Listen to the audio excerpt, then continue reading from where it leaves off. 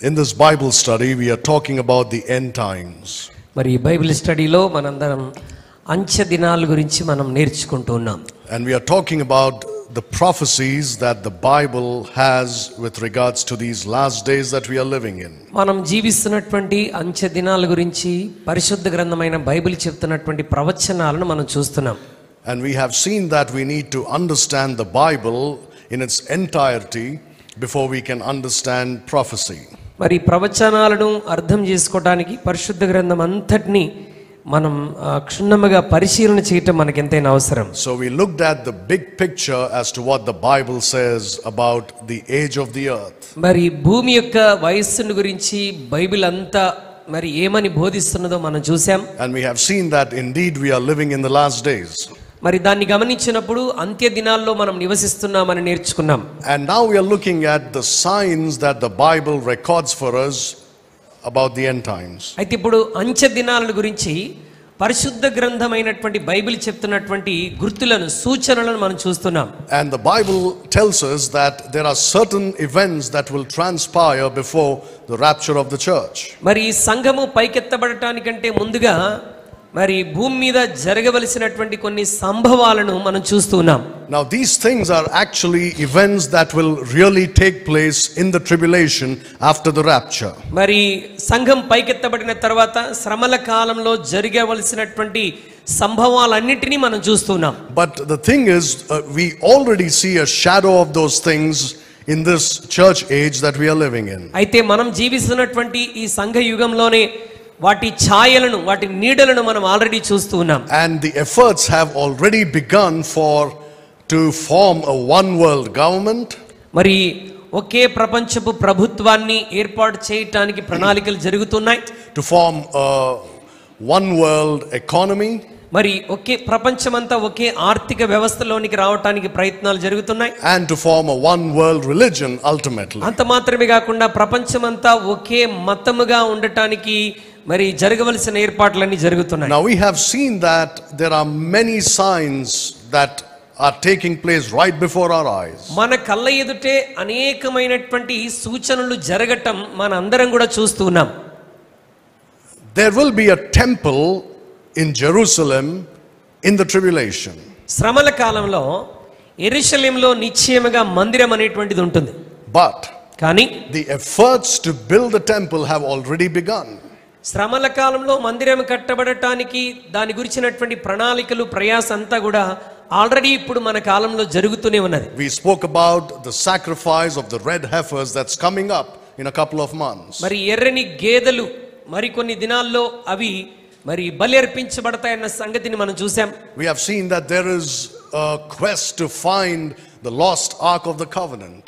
మరి మందసము ఎక్కడ వెళ్ళిపోయిందో దాన్ని కనుగొనటానికి జరుగుతున్నటువంటి ప్రయత్నాలను కూడా మనం చూసాం.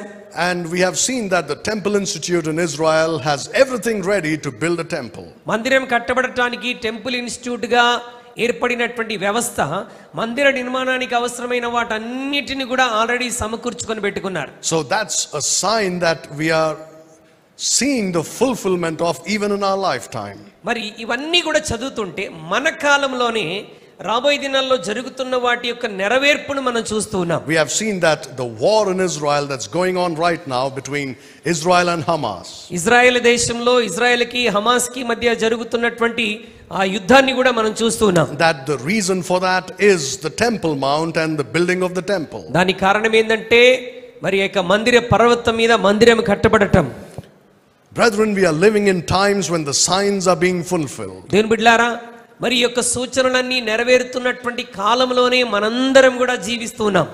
Then last week we started talking about a great sign that we are seeing with our eyes today. మరి గడిచిన వారంలో మరి మన కళ్ళతో మన ఎదుట మనం చూసినటువంటి ఒక గొప్ప సైన్ ని మనం నేర్చుకున్నాం. And that is the great reset.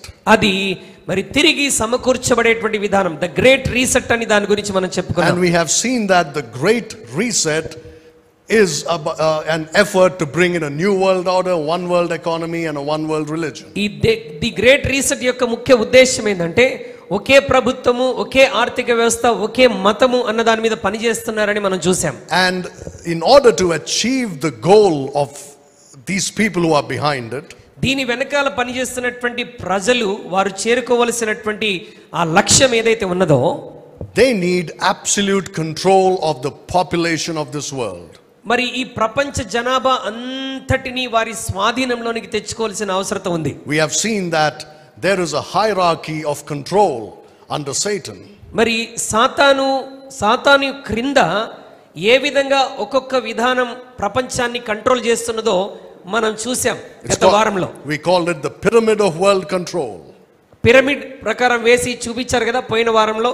ఒక పిరమిడ్ లాగా మరి కొంతమంది ప్రజల్ని ప్రభుత్వం చేయడానికి, వారిని స్వాధీనపరచుకోవడానికి ప్రయత్నం చేస్తున్నారు. So their aim is to bring the masses under their control. వారి యొక్క ప్రాముఖ్యమైన ఉద్దేశం ఏంటి అని అంటే ప్రజలందరినీ వారి స్వాధీనంలోనికి పెట్టుకోవాలని చేస్తున్నటువంటి ప్రయత్నం. And the number of things that they are doing in order to achieve this goal is really mind-boggling. ఈ లక్ష్యాన్ని చేరుకోవడానికి వారు చేస్తున్నటువంటి కార్యాలను గురించి ఆలోచన చేస్తే మన మెదడు చెదిరిపోతుంది. And I've said last week that many dictators and kings have tried to do this in history. చాలా మంది నియంతలు లేకపోతే రాజులు ఈ విధమైన కార్యం చేయటానికి వారు ఎంతగానో ప్రయాసపడ్డారు. But they failed. అయితే వారు విఫలమైపోయారు. Why did they fail? ఎందుకు వారి ప్రయత్నాల్లో వాళ్ళు విఫలమైపోయారు? They did not have what exists today. మరి ఈ రోజు ఏదైతే ఉనికిలో ఉన్నదో వారు ప్రయత్నం చేసిన కాలంలో అది వారి చేతిలో లేదు. And that is technology. అది పరిజ్ఞానం, technology. We are living in days when Facebook and TikTok and Twitter and all these things have captured the masses. ప్రజలను సమూహాలుగా వాటి స్వాధీనంలో ఉంచగలిగినటువంటి ఫేస్బుక్, వాట్సాప్, ఇన్స్టా, ట్విట్టర్ ఇలాంటి యొక్క మరి పరిజ్ఞానానికి మానవులు అలవాటైపోయారు. That's one way of brainwashing the masses. మానవుల యొక్క మరి మానవుని యొక్క మనసులన్నింటినీ బ్రెయిన్ వాష్ చేయడానికి ఉపయోగిస్తున్నటువంటి ఒక గొప్ప పరిజ్ఞానం ఇది. They have used this technology to create a one world culture. మరి ప్రపంచమంతా ఒకే సాంప్రదాయం, ఒకే అలవాటు అన్నటువంటి విధానాన్ని మరి ప్రవేశపెట్టడానికి ఇవన్నీ కూడా పనిచేస్తున్నాయి. To make the world think in a certain way. ప్రపంచంలో ఉన్న మనుషులందరూ ఒకే విధముగా ఆలోచించేటట్టుగా ఈ పరిజ్ఞానం వారిని కంట్రోల్లోకి తెచ్చుకుంటుంది. I'll give you one example. దానికి మీకు ఒక ఉదాహరణ నేను చెప్తున్నాను. You speak to any average person anywhere in the world. మరి ప్రపంచంలో ఏ దేశంలోనైనా ఏ ప్రాంతంలోనైనా ఒక సాధారణమైన వ్యక్తితో మనం మాట్లాడుతున్నప్పుడు and ask him a question about some particular social issue. ఒక సామాజిక పరమైనటువంటి సమస్యను గురించి మనం వాళ్ళని ఒకవేళ అడిగామనుకోండి, they will all give you the same answer. Almost అందరూ ఒకే విధమైనటువంటి జవాబు ఆ సమస్యను గురించి చెప్తారు. Because they have been programmed to think in a certain way. ఎందుకనగా మనుషులందరూ ఒకే విధముగా ఆలోచించేటట్టుగా programme చేయబడ్డారు. Take for example the issue of this LGBTQ. మరి ఉదాహరణ LGBT అన్నటువంటి విధానాన్ని ఒకవేళ మనం గమనిస్తే, you ask them about that. ఒకవేళ వారిని గనక మనం అడిగితే, what is your opinion? మీ యొక్క ఒపీనియన్ ఏంటి, ఈ విషయంలో మీ ఆలోచన ఏంటి?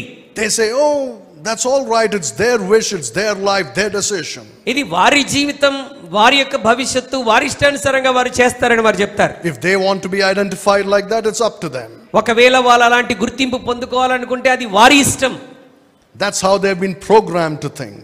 ఆ విధంగా మనుషులందరూ ఆలోచించేటట్టుగా చేస్తున్నారు. We have also seen that they want to centralize the world's resources, power and decision making. మరి ప్రపంచంలో ఉన్నటువంటి వనరులను, శక్తిని, సమస్తాన్ని మరి వారు అంతా ఒకటిగా చేయడానికి ప్రయత్నం చేస్తున్నారు. This is just one way of doing it. ఇవన్నీ కూడా వారు చేసేటువంటి కార్యాల్లో ఒక్క కార్యం మాత్రమే. There are many others. ఇంకా చాలా విషయాలు ఉన్నాయి. I will cover a few. మరి వాటిలో కొన్నిటిని నేను తప్పకుండా మీకు వివరిస్తాను. And since we are talking about the use of technology to further the plans of Satan, మరి సాతాను పరిజ్ఞానాన్ని ఉపయోగించటం, ఆ తదుపరి వారి యొక్క ఆలోచనల గురించి మనం మాట్లాడుతున్నప్పుడు, let us talk about how these people who are trying to control the masses make use of technology to bring people under their control. ఈ సమూహాలన్నిటిని వారి స్వాధీనంలోకి తెచ్చుకోవడానికి ప్రయత్నం చేస్తున్నటువంటి ఈ టెక్నాలజీ వారు చేస్తున్నటువంటి పని ఏంటంటే, Look at Revelation chapter 13. ప్రకటన గ్రంథం 13వ అధ్యాయంలోనికి ఒకసారి రండి. We'll read verses 16 and 17. ప్రకటన గ్రంథం 13వ అధ్యాయం 16-17 వచనాలు. కాగా కొద్దివారు గాని గొప్పవారు గాని ధనికులు గాని దరిద్రులు గాని స్వతంత్రులు గాని దాసులు గాని అందరూ తమ కుడి చేతి మీదనైనను తమ నొసటి మీదనైనను ముద్ర వేయించుకున్నట్లు ఆ ముద్ర అనగా ఆ మృగము పేరైనను దాని పేరిట సంఖ్య అయినను గలవాడు తప్ప క్రయ విక్రయములు చేయుటకు మరి ఎవనికి అధికారం లేకుండానట్లును అది వారిని బలవంతము చేయుచున్నది. Now, is it still there? So I've said that this great reset is basically an economic reset. The great reset అంటే తిరిగి క్రొత్త విధానంలో సమకూర్చబడేటువంటి విధానం అంతా కూడా ఆర్థిక వ్యవస్థను ఆధారం చేసుకుని ఉంటున్నది. You cannot buy or sell without their permission. వారి యొక్క అనుమతి లేకుండా ఒక వస్తువు కొనటం గాని అమ్మటం గాని ఆ రోజుల్లో జరగదు. And you won't get permission to do so unless you take the mark of the beast. నీవు ఈ మృగం యొక్క ముద్ర నీ మీద కలిగి ఉంటేనే ఒక వస్తువు అమ్మటం గాని ఒక వస్తువు కొనటం గాని చేయటానికి నీకు అనుమతి ఉంటుంది. The Lord willing, in future Bible studies I will talk about this mark of the beast. ఈ యొక్క మృగం యొక్క ముద్రను గురించి రానున్న బైబిల్ స్టడీలో నేను తప్పకుండా దాన్ని వివరిస్తాను. And you will be shocked to listen to some of those things. ఆ విషయాలు నేను చెప్తుండగా కొన్ని విషయాలు మీరు గమనిస్తున్నప్పుడు నిజంగా ఆశ్చర్యానికి గురవుతారు. But let me say a few things about it. అయితే దాని గురించి కొన్ని మాటలు ఇప్పుడు చెప్తున్నాను. Now what's interesting is that in the English King James Bible, English king James బైబిల్లో ఏమని చెప్తున్నదంటే, it says the mark is given in their right hand or in their forehead. మరి ఈ యొక్క మృగం యొక్క ముద్ర వారి కుడి చేతిలో వారి నొసటిలో ఇవ్వబడుతుంది అని రాయబడింది. Not on top of the forehead but inside the forehead. ఇది నుదుటి పైన కాదండి, నుదుటి లోపట, చెయ్యి పైన కాదు, చెయ్యి లోపల. It's very interesting. చాలా ఆసక్తికరమైన విషయం. Because there is an effort in the world already మరి ప్రపంచంలో ఆల్రెడీ దీని గురించిన ప్రయాస జరుగుతున్నది. to introduce a biometric system. మరి బయోమెట్రిక్ సిస్టమ్ ని ఆల్రెడీ ప్రపంచంలో ఇంట్రడ్యూస్ చేస్తున్నారు. In the form of a chip, ఈ యొక్క చిప్ ఆకారంలో, which will be inserted inside your body. అది నీ శరీరంలో ఒక భాగంలో అది లోపల పెట్టబడుతుంది.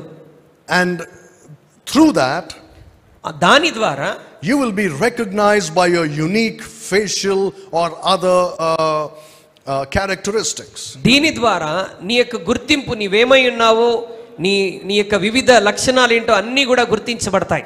Your unique physical characteristics. నీ యొక్క శరీర సంబంధమైనటువంటి లక్షణాలన్నీ గుర్తించబడతాయి. Facial recognition like you do with your cell phone today. మరి నీ సెల్ ఫోన్ లో ఓపెన్ చేయడానికి నీ ముఖాన్ని ఎలాగైతే రికగ్నైజ్ చేస్తుందో అలాంటి ఒక క్రియ.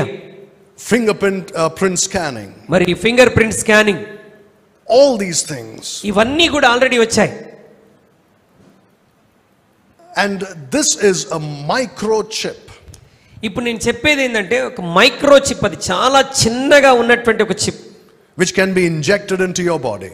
అది నీ శరీరం లోపలికి ప్రవేశపెడతారు. And this is called a federal ID that will be issued to people. దాన్ని ఏమని పిలుస్తారంటే ఫెడరల్ ఐడి అని, ఒక్కొక్కరికి గుర్తింపు కార్డుగా, ఆ గుర్తింపు చిప్ గా అది పెడతారు. In that chip, all the information that they need about you will be there.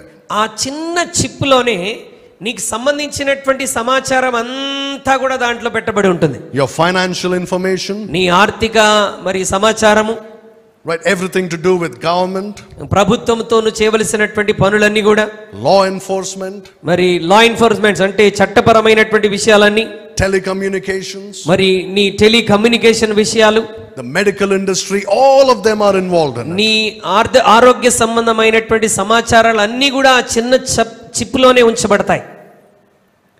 And all these departments of the government are working together to bring this digital ID. ఈ ప్రభుత్వంలో ఉన్నటువంటి వివిధ రంగాలన్నీ కూడా ఒక డిజిటల్ ఐడిని ప్రవేశపెట్టడానికి వారు ఆల్రెడీ ఎన్నో ప్రయాసాలు చేస్తున్నారు. Financial institutions, మరి ఆర్థిక వ్యవస్థలు మనం చూస్తే, want your bank cards to be digitalized. నీ యొక్క బ్యాంక్ కార్డ్స్ అన్ని కూడా డిజిటల్ అయిపోవాలని ప్రయత్నాలు. So that you don't have to carry a physical card with you. కాబట్టి ఇక అదంతా డిజిటల్ అయిపోయిన తర్వాత నీ జేబులో నువ్వు బ్యాంక్ కార్డు పట్టుకొని వెళ్ళాల్సిన అవసరం ఉండదు. You just scan the chip in your hand or in your forehead and they'll know everything. నీ నుదిటిపైనో చేతిలోనో వేయబడినటువంటి ఆ చిప్ స్కాన్ చేస్తే చాలు, దానికి సంబంధించిన సమాచారం అంతా అక్కడ వచ్చేస్తుంది. The other day I went to take the registration card for my vehicle. మరి నా వాహనానికి రిజిస్ట్రేషన్ కార్డు తీసుకోవడానికి నేను రిజిస్ట్రేషన్ ఆఫీస్కి వెళ్ళాను. And there that person said, you have to keep this card carefully in your home. మరి ఆయన ఏం చెప్పాడంటే, అయ్యా ఈ కార్డు మీ ఇంట్లో చాలా జాగ్రత్తగా పెట్టుకోవాలి. I said, if I keep it in the home, then what if the traffic police stop me and ask me for it? I won't have it with me. అయ్యా ఈ కార్డు రిజిస్ట్రేషన్ కార్డు మరి RC card ఇంట్లో పెడితే ఒకవేళ traffic వాడు పట్టుకొని నన్ను ప్రశ్నిస్తే అప్పుడు నేను అతనికి ఏం చూపెడతాను? He said, you don't need that card with you. ఆయన అన్నాడు, అయ్యా ఆ కార్డు అసలు మీతో మోయాల్సిన అవసరం లేదు. All that information you can store in your phone. నీ సమాచారం అంతా కూడా రిజిస్ట్రేషన్ సమాచారం అంతా నీ ఫోన్ లో స్టోర్ చేసుకోవచ్చు. And you just show them that and they will let you go. నీవు ఆ ఫోన్ లో నీ సమాచారం చూపెడితే వాళ్ళకి సంగతి అంతా అర్థమైపోతుంది, విడిచిపెట్టేస్తారు. You see that they're trying to digitize everything. చూడండి, సమస్తాన్ని వారు డిజిటలైజ్ చేయడానికి ప్రయత్నం చేస్తున్నారు. So that everything can be contained in a small microchip. సమస్తం కూడా ఒక చిన్న మైక్రోచిప్ స్వాధీనంలోనికి తీసుకొని రావడానికి ప్రయత్నాలు. Banks are saying that we don't want physical ID cards anymore to be shown to us. మరి బ్యాంకు వాళ్ళు కూడా ఏమని చెప్తున్నారంటే, మీ యొక్క సమాచారం కొరకు మాకు ఫిజికల్ ఐడీలు ఏమీ చూపించాల్సిన అవసరం లేదు. We need a digitalized ID. మాకు కూడా డిజిటల్ గుర్తింపు కార్డులు కావాలంటున్నారు. The medical industry is saying the same thing. Let's put everything online. మరి మెడికల్ ఇండస్ట్రీ వారు కూడా అన్ని ఆన్లైన్ లో పెట్టేసి దాన్ని కూడా డిజిటలైజ్ చేయడానికి ప్రయత్నం చేస్తున్నారు. So all the information regarding you will be there somewhere in some server. ఒక వ్యక్తిని గురించినటువంటి పూర్తి సమాచారం అన్ని విధానాల్లో ఆ ఒక్క వస్తువులోనే సమస్తము కేంద్రీకరించబడుతుంది. And the government can use it. ప్రభుత్వం దాన్ని ఎప్పుడు అంటే అప్పుడు ఉపయోగించుకోవడానికి అవకాశం ఉంది. And there will come a time when they will make this digitization of everything mandatory. మరి ఒక సమయం వచ్చేస్తుంది, ప్రతిదీ కూడా సమస్తము డిజిటలైజ్ అయిపోవడానికి వారు ఖచ్చితమైనటువంటి ఏర్పాట్లు ప్రభుత్వం తీసుకొని వస్తుంది. And they will say no more physical objects. మరి ఇక శరీర సంబంధమైనటువంటి వస్తువులు ఏమి ఆబ్జెక్ట్స్ ఏమి ఉండటానికి వీలేదని చెప్తారు. All you need is this microchip. ఈ చిన్న మైక్రోచిప్ ఉంటే చాలు అని చెప్తారు. That's all we need. ఆ మైక్రోచిప్ ఉంటే సరిపోతుంది. This is how they are trying to micromanage the lives of people. మనుషుల యొక్క జీవితాలన్నీ ఈ మైక్రో మేనేజ్ లోనికి, ఆ చిన్న చిప్ స్వాధీనంలోనికి మనిషి జీవితాన్ని తీసుకొని రావడానికి ప్రయత్నాలు జరుగుతున్నాయి. Again, when I talk about the mark of the beast, I'll go into detail. నేను ఆ మృగం యొక్క సంఖ్యను గురించి చెప్తున్నప్పుడు ఇంకా అక్కడ వివరంగా దాని గురించి మాట్లాడతాను. But this technology of the microchip is so advanced. ఈ మైక్రోచిప్ యొక్క టెక్నాలజీ, దీని పరిజ్ఞానం చాలా వేగవంతంగా ముందుకు వెళ్తున్నది. That they can even monitor your feelings, your emotions. వారు ఎంత అధికమైన పరిజ్ఞానంలోనికి వెళ్తున్నారంటే ఈ చిన్న మైక్రోచిప్ ద్వారా నీ భావోద్రేకాలు, నీ మనసులో కలుగుచున్నటువంటి ఆలోచనలు కూడా వారు తెలుసుకోగలరు. They can monitor your mood. నీ యొక్క మూడ్ ఎలా ఉందో కూడా ఆ చిన్న మైక్రోచిప్ ద్వారా తెలుసుకుంటారు. They can monitor your thoughts and actions. నీ ఆలోచనలు, నీ క్రియలన్నిటిని కూడా అక్కడి నుంచి మానిటర్ చేయగలరు. In fact, they are saying this. వారు ఈ మాటలు చెప్తున్నారు. When you communicate with someone through your computer, నీ కంప్యూటర్ ద్వారా నువ్వు ఎవరితోనైనా మాట్లాడుతున్నప్పుడు you cannot communicate your emotions. నీ యొక్క భావోద్రేకాలను వారికి నువ్వు తెలియచేయలేవు. When you're texting somebody, you can only write words. నీవు ఎవరికైనా ఒక టెక్స్ట్ మెసేజ్ పంపిస్తా ఉన్నప్పుడు దాంట్లో కొన్ని పదాలు మాత్రమే నువ్వు చేర్చి పంపిస్తున్నావు. The other person doesn't know what mood you are in or what feelings you have. నీవు ఆ టెక్స్ట్ మెసేజ్ పంపిస్తా ఉన్నప్పుడు నువ్వు ఏ విధమైన మూడ్ లో ఉన్నావో, ఎలాంటి ఫీలింగ్ లో ఉన్నావో అవతలి వ్యక్తికి అర్థం కాదు. But once you get this chip, అయితే ఈ మైక్రోచిప్ నీలో అది పెట్టబడినప్పుడు they will feel like you're talking to someone face to face. ఆ యొక్క విధానం ఎలా ఉంటుందంటే, నువ్వు ఒక వ్యక్తి ఎదుట ముఖాముఖిగా కూర్చొని మాట్లాడుతున్నట్టుగా నీ ఫీలింగ్స్ ఏంటో, నీ భావోద్రేకాలు ఏంటో, నీ మూడ్ ఎలా ఉందో కూడా వారు గ్రహించగలరు. This is where it is all leading to. మరి ఈ విధానం అంతా కూడా ఆ విధమైన పరిస్థితిలోనికి మనల్ని నడిపిస్తుంది. And one day it will lead to the mark of the beast. మరి ఈ పరిజ్ఞానం అంతా కూడా రాను రాను మనల్ని ఎక్కడ తీసుకొని వెళ్తుందంటే ఈ మృగం యొక్క సంఖ్య దగ్గరికి మనల్ని తీసుకొని వెళ్తుంది. We read in the Bible in Revelation chapter 13. మరి ప్రకటన గ్రంథం 13వ అధ్యాయంలో మనం చదివితే that if anyone does not worship the mark of the beast, ఎవరైతే ఈ యొక్క మృగమును ఎవరైతే ఆరాధించరో, in chapter 14, 14వ అధ్యాయం మనం చూస్తే, they will be put to death. వారు మరణమునకు అప్పగించబడతారు. How will they know? అది ఎలా తెలుసుకుంటారు? They'll know it through this microchip that is implanted. వీరు ఆ మృగమును ఆరాధిస్తున్నారో లేదో ఎలా తెలుసుకుంటారంటే ఈ మైక్రోచిప్ నీలో పెట్టడం ద్వారా నువ్వు అతనికి సాగిలపడుతున్నావా, ఆరాధిస్తున్నావా లేదా కూడా తెలుసుకుంటారు. So you see, it's all leading to that. కనుక ఈ పరిజ్ఞానం అంతా దాని వైపుకే మనల్ని నడిపిస్తుంది. But right now, అయితే ఇప్పుడు they are using this to control people. అయితే ఇప్పుడు ఈ పరిజ్ఞానాన్ని ప్రజల్ని వారి స్వాధీనంలో తెచ్చుకోవడానికి ఉపయోగిస్తున్నారు. Why would a few people want to control the whole world? కొంతమంది మాత్రమే ఈ ప్రపంచమంతటిని తమ స్వాధీనంలో తెచ్చుకోవడానికి ఎందుకు ప్రయత్నం చేస్తున్నారు? Why will they try to wield such power in their hands? ఎందుకు వారి చేతిలోనికి ఈ అధికారాన్ని తీసుకొని రావడానికి అంత ప్రయాసపడుతున్నారు? Look at Revelation chapter 17. చూడండి ప్రకటన గ్రంథం 17వ అధ్యాయం verses 12 and 13. 12, 13 వచనాలు మనం చదువుదాం. నీవు చూచిన అది ఆ 10 కొమ్ములు 10 మంది రాజులు, వారు ఇది వరకు రాజ్యమును పొందలేదు గాని ఒక గడియ క్రూర మృగముతో కూడా రాజుల వలె అధికారం పొందుదురు. వీరు ఏకాభిప్రాయము గలవారై తమ బలమును అధికారమును ఆ మృగమునకు అప్పగించెదరు. So in the great tribulation, మరి మహాశ్రమల కాలంలో, when the Antichrist is about to persecute the Jews, మరి క్రీస్తు విరోధి యూదులను శిక్షించటానికంటే ముందుగా, by breaking his 7-year covenant with them, మరి వారి యొక్క ఈ నిబంధనలు దానిని మరి నాశనం చేయటం ద్వారా, he is given power by these 10 kings. ఈ 10 మంది రాజుల ద్వారా క్రీస్తు విరోధికి అధికారం అప్పగించబడుతుందంట. What does that mean? దాని అర్థం ఏంటి? That means 10 kings will rule the whole world. అనగా కేవలం ఈ 10 మంది రాజులు మాత్రమే ప్రపంచమంతటిని ఆ దినాల్లో పరిపాలన చేస్తూ ఉంటారు. They will divide the world into 10 parts. వారు ప్రపంచమంతటిని కేవలం 10 భాగాలుగా విభజించి ఏలుతారు. And there'll be 10 kings.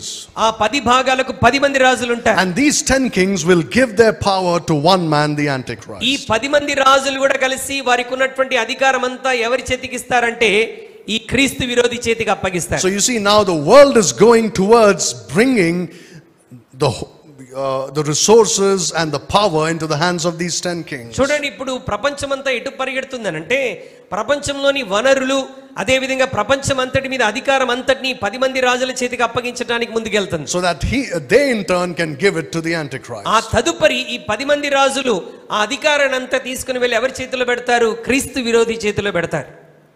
It's all happening right in front of our eyes. ఇవన్నీ కూడా మన కళ్ళ ఎదుటే జరుగుతూ ఉన్నాయి. Now we said that they want to digitize everything.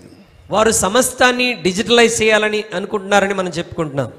Now something that is already here is the digitalization. I don't know if you can call it that, but it's basically a cashless economy that they are driving at. మరి ప్రపంచం అంతా కూడా ఆర్థిక వ్యవస్థ అసలు నోట్లు చేతిలో లేకుండా సమస్తము డిజిటలైజ్ చేయడానికి ప్రయత్నం జరుగుతున్నది. Right now today if you go to even a street vendor to buy something, మరి వీధుల్లో బళ్ళ మీద అమ్మేటువంటి వస్తువులు, కూరగాయలు అమ్మేటువంటి వారి దగ్గరికి వెళ్తున్నప్పటికీ కూడా you don't need any cash. నీవు జేబులో డబ్బులు తీసుకొని వెళ్ళాల్సిన అవసరం లేనే లేదు. He will say, don't worry sir, I have phone pay. డబ్బులు అవసరం లేదండి, ఫోన్ పే ఉంది, స్కాన్ చేయండి అని చెప్తాడు. And he'll have a scanner to do. వారి దగ్గర స్కానర్ ఉంటుంది. Right? And money gets automatically deducted from your account and is credited to his account. నీ అకౌంట్ లో నుంచి డబ్బులు కట్ అవుతాయి, ఆ వస్తువులు అమ్మిన వాడి అకౌంట్ లోకి డబ్బులు వెళ్తున్నాయి. You've never seen that money. ఆ డబ్బును నువ్వేమైనా చూస్తున్నావా? చూడట్లేదు. Why are they doing this? ఎందుకు ఇదంతా చేస్తున్నారు? They'll say, it is to help the people have an easier way of transaction. వాళ్ళు ఏమని చెప్తున్నారంటే వారు క్రయ విక్రయములు చేయటానికి ప్రజలకు సులభమైన పద్ధతిని మేము ప్రవేశపెడుతున్నాము, ఎక్కడ డబ్బులు మోసపోకుండా చేజారిపోకుండా ఉండటానికి అని అంటారు. But this is done so that they can have more control over your money and your bank account. ఇది ఎందుకు చేస్తున్నారంటే నీ డబ్బు మీద, నీ బ్యాంక్ అకౌంట్ మీద వారు అధికారం కలిగి ఉండటానికి చేస్తున్నటువంటి ప్రయత్నాలు ఇవన్నీ కూడా. Remember last week I told you they conducted an experiment in China. మరి గత వారంలో నేను చెప్పాను కదా, చైనా దేశంలో వారు ఒక ఎక్స్పెరిమెంట్ దీని విషయంలో జరిగించారు. And they started giving what is called a credit score to people. మరి ప్రజలకు చైనా దేశంలో క్రెడిట్ స్కోర్ సిస్టమ్ ని వాళ్ళు ప్రవేశపెట్టారు. And if they don't get enough points, they can shut them down. ప్రభుత్వానికి కావలసినటువంటి క్రెడిట్ స్కోర్ నీ జీవితం నుండి లభించకపోతే, నీవెక్కడికి వెళ్ళటానికి, ఏదైనా వస్తువులు కొనటానికి నీకు తగిన పాయింట్స్ లేవు గనుక వాళ్ళని ఆపేస్తారు. And they will just block your bank account. That's what they did in China. Bank accounts అన్ని కూడా వారు బ్లాక్ చేసేస్తారు, ఎందుకంటే వారు ఆశించిన పాయింట్స్ నీ దగ్గర లేవు కాబట్టి. You can do nothing about it. ఒక్కసారి వారు నిన్ను బ్లాక్ చేసిన తర్వాత నువ్వు ఎక్కడికి వెళ్ళలేవు, ఏమీ కొనలేవు. You see, to achieve this cashless economy, ఈ మరి అంటే డబ్బు లేని ఈ వ్యవస్థను ఏర్పాటు చేయటానికి they use fear. వారు భయం అనేటువంటి దాన్ని ఉపయోగిస్తున్నారు. What was the fear here in India? ఇక్కడ భారతదేశంలో ప్రజలకు వచ్చినటువంటి భయం ఏంటి? Oh, the virus will spread through the touch of the note. నోట్లు ముట్టుకుంటే ఏం స్ప్రెడ్ అవుతుంది? వైరస్ స్ప్రెడ్ అవుతుంది. So they said, no, we don't want those notes. కాబట్టి అమ్మో ఆ నోట్లు మేము ముట్టుకోము. I want to use this payment method on my phone. నేను ఈ phone pay, Google pay payment method వాడి మరి డబ్బులు ట్రాన్స్ఫర్ చేస్తాను. The government says, oh, that gives more transparency. ప్రభుత్వం వారు ఏమంటారంటే చాలా పారదర్శకత, అంటే మరి ట్రాన్స్పరెన్సీగా ఉండటానికి ఇది ఎంతో ఉపయోగపడుతుందని ప్రభుత్వం చెప్తున్నది. People cannot cheat the government with their taxes. వారు పన్నులు చెల్లించే విషయంలో మనుషులు ఇక ప్రభుత్వాన్ని మోసగించలేరు కాబట్టి ఈ విధానాన్ని ప్రవేశపెట్టామని అంటారు. You and I cannot cheat the government. నీవు నేను ప్రభుత్వాన్ని మోసం చేయగలమా? We don't have any need to cheat the government. ప్రభుత్వాన్ని మోసగించవలసినంత అవసరత మనకేమీ లేదు సామాన్య ప్రజలకు. Because we are not storing hundreds or thousands of crores of rupees in our homes. మనము నల్లధనముగా మన గృహాల్లో, మన బీరువాల్లో కోట్ల రూపాయలు, లక్షల రూపాయలు మనమేమి దాచిపెట్టడం లేదు.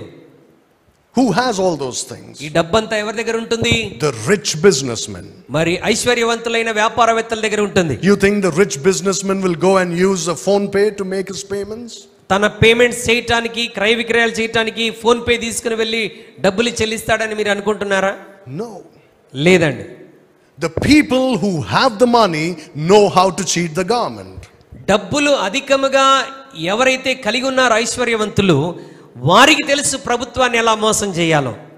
So this is only to control people, not for any transparency. ఈ పద్ధతి అంతా ఎందుకు లోకంలోనికి వచ్చింది అని అంటే ప్రజల్ని స్వాధీనంలోనికి తెచ్చుకోవడానికి, అంతే తప్ప ప్రజలకు సహాయం చేయడానికి కాదు. So that if you go against the government, నీవు ప్రభుత్వానికి వ్యతిరేకంగా వెళితే they'll close your bank account and take your money. వారు ఏం చేస్తారు? నీ బ్యాంక్ అకౌంట్ క్లోజ్ చేసి ఆ డబ్బుని సీజ్ చేసే అధికారం వాళ్ళకు ఉన్నది. That's what they're trying to do. ఈ విధంగా వారు చేయడానికి ప్రయత్నం చేస్తున్నారు. Now, one of the other things that they use to create fear, మనుషులందరిలో భయాన్ని సృష్టించడానికి వారు ఉపయోగిస్తున్నటువంటి మరొక విధానం ఏంటంటే, by the way, this thing never spread by the touching of banknotes. చూడండి, ఈ కోవిడ్ అనేది నోట్లు ముట్టడం ద్వారా ఏమాత్రం అది స్ప్రెడ్ అయ్యేటువంటిది కాదు. What they are saying now is something called climate change. ఇప్పుడు మరొక విధానాన్ని వాళ్ళు ఏమని మాట్లాడుతున్నారంటే వాతావరణ మార్పు, క్లైమేట్ చేంజ్ అని మాట్లాడుతున్నారు. They are saying that the overall world's temperature should be 1.5 degrees centigrade. ప్రపంచం అంతటి యొక్క ఉష్ణోగ్రత 1.5 సెంటీగ్రేడ్ డిగ్రీస్ ఉండాలని చెప్తారు. It is right now little more than that. I'm not sure, but maybe 2 degrees centigrade. ఇప్పుడు బహుశా ఎంత ఉందంటే 2 డిగ్రీల సెల్సియస్ వరకు ఉన్నది బహుశా అంచనా. Not more than that. అంతకంటే ఎక్కువ కాదు. But the way they are making use of this little rise in temperature to put fear in people's hearts, ఈ పెరిగినటువంటి కొంచెం ఉష్ణోగ్రతను ఆధారం చేసుకొని ప్రజల హృదయాల్లో ఎలాంటి భయాన్ని సృష్టిస్తున్నారంటే, remember what I said, they use all these social media platforms to brainwash people to think in a certain way. ప్రజల యొక్క మనసులన్నీ పాడు చేయడానికి ఈ సోషల్ మీడియా యాప్స్ ని వాళ్ళు ఉపయోగిస్తున్నారు. And they have spread the false propaganda that this is a dangerous thing and we won't survive in the future because of this. ఉష్ణోగ్రత అధికంగా పెరిగిపోతుంది కనుక రానున్న దినాల్లో మనం భూమి మీద నివసించడమే కష్టము అన్నటువంటి ఒక భయాన్ని సోషల్ మీడియా ద్వారా ప్రజలందరి హృదయాల్లో క్రియేట్ చేస్తున్నారు. They are spending hundreds and thousands of billions of dollars over this matter. వందల కోట్ల లక్షల కోట్ల విలువ కలిగినటువంటి రూపాయలన్నీ కూడా ఈ విధమైన భయాన్ని మనుషుల్లో సృష్టించడానికి వాళ్ళు ప్రయత్నం చేస్తున్నారు. So they are saying we should do everything we can to take care of this problem of climate change.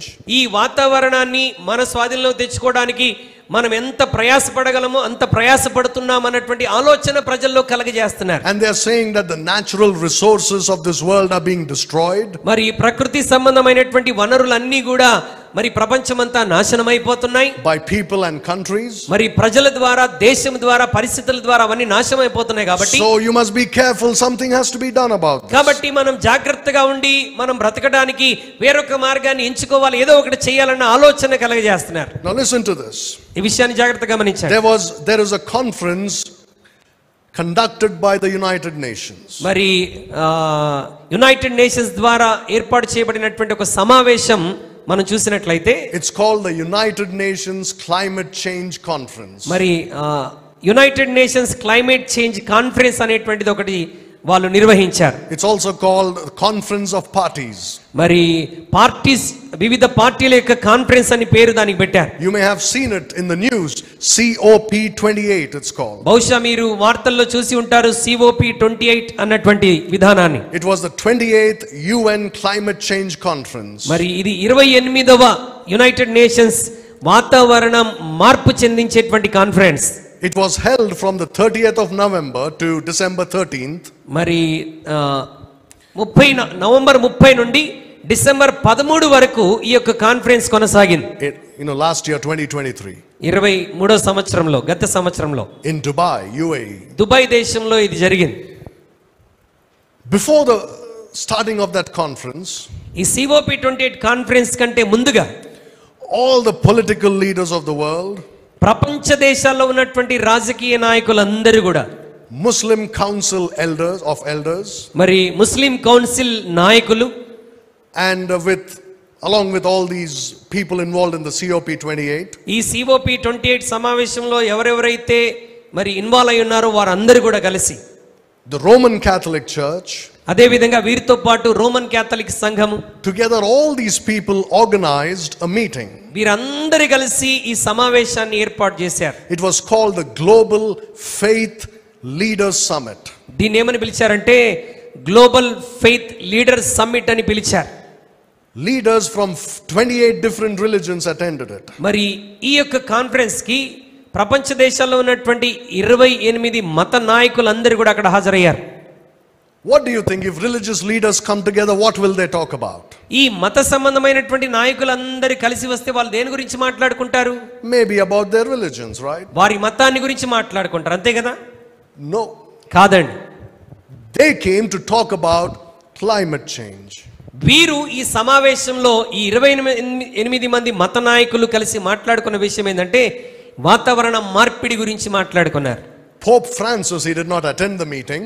Pope Francis గారు ఈ సభకు హాజరవ్వలేదు కానీ, but he made a statement. ఆయన ఒక స్టేట్మెంట్ ఏమని చెప్పాడంటే, and he said we need to take brisk action against climate change. మరి వాతావరణ మార్పిడి కొరకు మనం ఖచ్చితంగా ఒక ప్రయాస అనేది మనం చేయాలి అని చెప్పాడు. and he said something else. ఆయన ఏమని చెప్పాడంటే, he said if anybody denies this crisis exists, ఈ ప్రస్తుతం ఉన్నటువంటి వాతావరణం విషయంలో ఉన్నటువంటి కరువుని ఎవరైతే తృణీకరిస్తున్నారో they should be dealt with.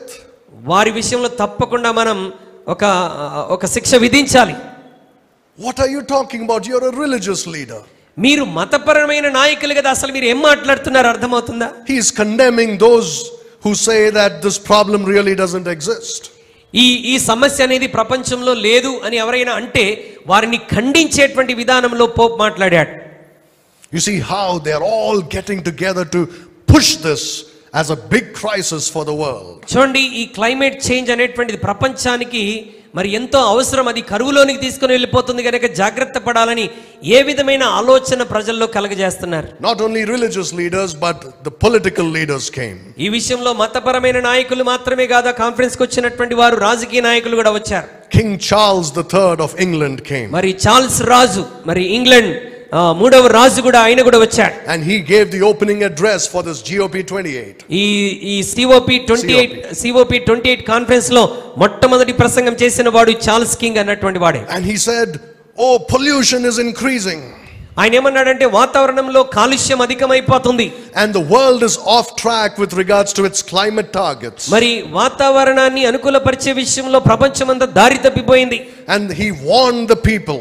ఆయన ప్రజలకు హెచ్చరిక చేస్తున్నాడు. He said, "We are doing something very frightening in this world.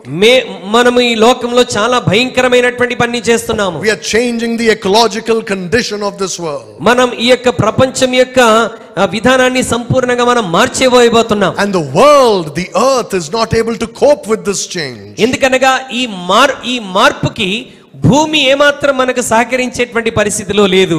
So what he's saying is we are destroying the earth. కాబట్టి ఈ భూమిని మనం నాశనం చేస్తున్నామని చార్ల్స్ కింగ్ చెప్పాడు. So he said we should get together and see how we can change this and get out of this crisis. కాబట్టి మనందరం కలిసి వచ్చి ఈ వాతావరణ విషయంలో వస్తున్నటువంటి కరువును మనం ఎలా పరిష్కరించగలమో మనం ఆలోచిద్దాం రండి అని పిలుపునిచ్చాడు. In the September of this year 2024, మరి 2024 సెప్టెంబర్ మాసంలో there is going to be another conference మరొక సమావేశం ఏర్పాటు చేయబడబోతున్నది by the United States. United states ద్వారా, the United Nations. United nations ద్వారా. It's called the Summit of the Future. మరి భవిష్యత్తును గురించినటువంటి సమావేశం, when leaders will come together నాయకులందరూ కలిసి వచ్చినప్పుడు to try and learn how they can implement their plans for peace and safety in this world. ప్రపంచంలో శాంతిని సమాధానాన్ని తీసుకొని రావడానికి వారు చేసేటువంటి ప్రణాళికలు. They're talking about how we can bring peace and safety to this world. మనము ప్రజల్లోనికి శాంతిని భద్రతను ఏ విధంగా తీసుకొని రాగలము అని మాట్లాడుకోబోతున్నారు. They're saying because of this there is no safety to us anymore. కాబట్టి ఇలాంటి పరిస్థితి వాతావరణం ఏర్పడింది కాబట్టి మనకి లోకంలో ఎక్కడ భద్రత లేదు. There is no peace in this world. లోకంలో సమాధానం లేదు. So we have to do everything we can. కాబట్టి శాంతి భద్రతలు కలగ చేయటానికి నాయకులుగా మనము చేయవలసినటువంటి పని తప్పకుండా చేయాలి అని మాట్లాడుకోబోతున్నారు. Look at 1 Thessalonians chapter 5. మొదటి తెస్సలోనిక పత్రిక 5వ అధ్యాయాన్ని దయచేసి చూడండి. And verse 3. మొదటి తెస్సలోనిక పత్రిక 5వ అధ్యాయం 3వ వచనం. లోకులు నెమ్మదిగా ఉన్నది, భయమేమీ లేదని చెప్పుకొనుచుండగా గర్భిణీ స్త్రీకి ప్రసవ వేదన వచ్చినట్లుగా వారికి ఆకస్మికముగా నాశనము తటస్థించును గనుక వారు ఎంత మాత్రమును తప్పించుకొనలేరు. When they start talking about peace and safety, వారు ఎప్పుడైతే లోకంలో నెమ్మదిని గురించి భద్రతను గురించి మాట్లాడుతుంటారో that's when sudden destruction comes. ఆ సమయంలోనే ఆకస్మిక నాశనం అనేది లోకంలోనికి వస్తున్నది. So you see what they're trying to do is they're trying to get together to create more fear in the hearts of people. అంటే వీరందరూ కలిసి వచ్చి ప్రజలకు ఏదో మేలు చేయట్లా, ప్రజల్లో ఇంకా భయాన్ని వారు సృష్టిస్తా ఉన్నారు. Did you know that God has his own plan for the climate? వాతావరణం విషయంలో సృష్టికర్త అయిన దేవునికి తనకంటూ ఒక సొంత ప్రణాళిక ఉందని మీకు తెలుసా? They may try their best to reduce the global temperature. ఈ యొక్క గ్లోబల్ టెంపరేచర్ ని తగ్గించడానికి వారు చేయవలసిన ప్రయత్నాలన్నీ చేయవచ్చు. But in the tribulation, కానీ శ్రమల కాలంలో God's climate plan will come into action. దేవుడు వాతావరణం విషయంలో కలిగి ఉన్న ప్రణాళిక మాత్రమే నెరవేర్పులోనికి వస్తుంది. You know what he's going to do? ఆయన ఏం చేయబోతాడో తెలుసా? There are going to be the trumpet judgments. ఆయన మరి భూరధ్వని తీర్పు తీసుకొని రాబోతున్నాడు. There's going to be the wild judgments. ఆయన ఒక క్రూరమైనటువంటి తీర్పును తీసుకొని రాబోతున్నాడు. And he's going to destroy the earth. ఆయన భూమిని సంపూర్ణంగా నాశనం చేయబోతున్నాడు. There won't be water to drink. తాగటానికి నీళ్లు కూడా దొరకవండి. There won't be any green tree or green grass. మరి పచ్చని చెట్లు గాని పచ్చని గడ్డి గాని కనబడదు. The heat will be so unbearable that they will curse God. మరి వేడి ఎంత అధికమైనటువంటి వేడి ఉంటుందంటే ఆ వేడి తట్టుకోలేక దేవుణ్ణే శపిస్తారు ప్రజలు. That's God's plan for this world. ఈ ప్రపంచం కొరకు దేవుడు కలిగి ఉన్న ప్రణాళిక అది. So no matter what they do, God's plan will be put into ఈ effect. నాయకులు ఎన్ని ప్రణాళికలు వేసుకున్నా దేవుడు తన ప్రణాళికను తప్పకుండా నెరవేరుస్తాడు. You see, this whole thing about climate change is only an excuse. ఈ క్లైమేట్ చేంజ్ అనేటువంటిది అంతా కూడా కేవలం వారు తప్పించుకోవడానికి ఒక మార్గం ఏర్పాటు చేసుకున్నారు అంతే. The real reason why they are doing this, putting fear into people's hearts, ఈ క్లైమేట్ చేంజ్ ద్వారా ప్రజల హృదయంలో భయాన్ని కలిగించడానికి గల కారణం ఏంటంటే is to bring in the great reset. ఇదంతా కూడా దేని కొరకు ప్రయాసపడుతున్నారు? ద గ్రేట్ రీసెట్ కొరకు, అంతా నూతన విధానంలో సమకూర్పు కొరకు ప్రయత్నం To చేస్తున్నారు. bring in a cashless economy. మరి ధనము లేనటువంటి ఆర్థిక వ్యవస్థను తీసుకొని రావడానికి ప్రయత్నం చేస్తున్నారు. If you are listening to what I'm saying నేను carefully, చెప్పేటువంటి విషయాలు మీరు జాగ్రత్తగా then వినగలుగుతున్నట్లయితే you will have this question in your mind. మీ హృదయంలో ఈ ప్రశ్న తలెత్తుతుంది. What is the connection between climate change and a cashless economy? ఈ వాతావరణ మార్పిడికి డబ్బు చేతిలో ఉండనటువంటి జీవితానికి సంబంధం ఏంటి అని ఆలోచిస్తే, If you go to the website of the United Nations, United nations యొక్క వెబ్సైట్ ని మీరు తెరిచినట్లయితే, or if you go to the website of the World Economic Forum, world economic forum అనేటువంటి వెబ్సైట్ ని మీరు ఓపెన్ చేస్తే, there openly they have written their goals. వారి యొక్క ప్రణాళికలు ఏంటో ఆ వెబ్సైట్ లో వారు క్షుణ్ణంగా వివరించారు. And I will say, give you a few things from there. దానిలో నుండి కొన్ని విషయాలు నేను మీకు తెలియజేస్తాను. Their aim is to reduce the global temperature from rising beyond 1.5 degrees. వారి యొక్క ప్రణాళికలో ఒక ప్రణాళిక ఏంటంటే 1.5 డిగ్రీస్ నుండి మరి ఈ యొక్క టెంపరేచర్ ని 2 పాయింట్స్ వరకు తీసుకొని రావడానికి వాళ్ళు ప్రయత్నం చేస్తున్నారు. తగ్గించడానికి ప్రయత్నం చేస్తున్నారు. 2 నుండి 1.5 కి తీసుకొని రావడానికి ప్రయత్నం చేస్తున్నారు. Right, so that's the main goal. అది వారి ప్రాముఖ్యమైన ఉద్దేశం. They believe that by 2030 they can reduce it by 50%. 2030 సంవత్సరం కల్లా వాళ్ళు అనుకున్న దానిలో సగం వరకు దాన్ని రెడ్యూస్ చేయగలమని అనుకుంటున్నారు. And by 2050 100%. మరి 2050 సంవత్సరం కల్లా 100% ఆ టెంపరేచర్ ని వారు అనుకున్న స్థాయికి తగ్గిస్తామని మరి వారు నిర్దేశించారు. In order to achieve this goal, ఈ యొక్క లక్ష్యాన్ని వారు చేరుకోవడానికి they say there has to be a global cash flow or capital flow. వీరు ఏమని చెప్తున్నారంటే ప్రపంచమంతా కూడా మరి ఒకే విధమైనటువంటి ధనాన్ని మనం ప్రవేశపెట్టాలి. So that they could send that money to countries which have to have decarbonization projects. They have to make sure that there is no smoke going up and all those kind of things. మరి ఈ ధనము చేతిలో లేకుండా, అంటే అందరి దగ్గర ఒకే విధమైన ధనము ఉండటాన్ని బట్టి వారు ఏం చేయాలని ఆశపడుతున్నారంటే వాతావరణంలో ఎటువంటి కాలుష్యం లేకుండా, పొగలు లేకుండా మనం జాగ్రత్త పడవచ్చు అన్నటువంటి ఒక ఆలోచన కలగజేస్తున్నారు. Say for example, ఉదాహరణకి if India is using a lot of fossil fuel like coal, మరి ఒకవేళ భారతదేశం అధికమైనటువంటి ఈ బొగ్గుని, ఇంధనాన్ని ఉపయోగిస్తుంది అనుకోండి, the smoke from the coal is destroying the environment. ఈ బొగ్గులో నుండి వచ్చినటువంటి ఈ యొక్క పొగ అంతా కూడా వాతావరణాన్ని ఏం చేస్తుంది? నాశనం చేస్తుంది. So we have to help India to use something that doesn't emit so much of pollution. కాబట్టి వీరి ఆలోచన ఏంటంటే భారతదేశానికి మనం సహాయం చేద్దాం, ఈ బొగ్గును ఉపయోగించకుండా వారు వేరే విధానంలో ఉపయోగించడానికి మనం ఏదైనా ప్రయత్నం చేద్దాం. So that the smoke doesn't go up and destroy the ozone layer or whatever that. అలా చేయటం ద్వారా ఈ బొగ్గులో నుండి వస్తున్నటువంటి పొగ ఓజోన్ లేయర్ ని పాడు చేయకుండా ఉపయోగపడుతుంది. For that, money has to be sent into India. కాబట్టి అది జరగటానికి భారతదేశానికి సహాయం చేయడానికి మనం డబ్బు పంపించాలి. From other countries. ఇతర దేశాల్లోనే డబ్బు పంపించాలి. The problem is with all these different currencies. మరి సమస్య ఏంటంటే ఈ వివిధ దేశాల్లో ఉన్నటువంటి వివిధ రకాలైనటువంటి కరెన్సీలను బట్టి It's difficult to send in such huge amounts of money. ఇంత అధిక మొత్తంలో డబ్బు వివిధ దేశాలకు పంపించడం చాలా కష్టం. Secondly, it becomes difficult to send it quickly. రెండవది, త్వరితగతిని ధనాన్ని ఆ దేశానికి పంపించడం ఇంకా కష్టతరం అవుతుంది. They are saying that it will cost trillions of dollars to achieve this goal.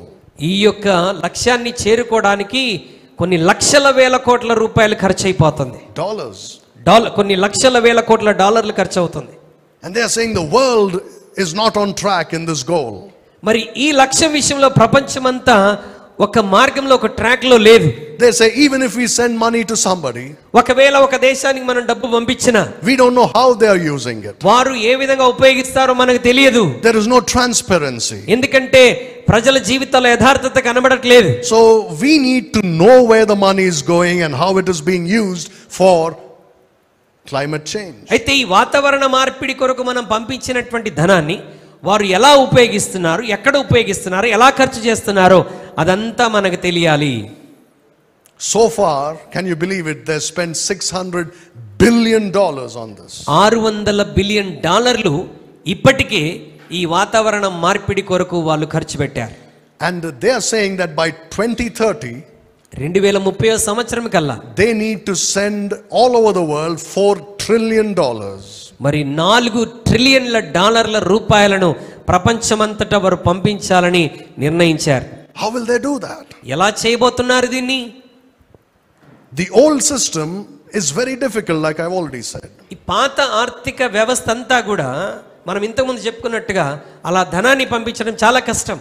Even if they send, they don't know how it's being used. ఒకవేళ వారు డబ్బును పంపించినా పంపబడిన దేశం వారు ఏ విధంగా ఉపయోగిస్తున్నారో మనకు తెలియదు. So what is the solution to this? అందుకు వారు కనుగొన్నటువంటి పరిష్కారం ఏంటి?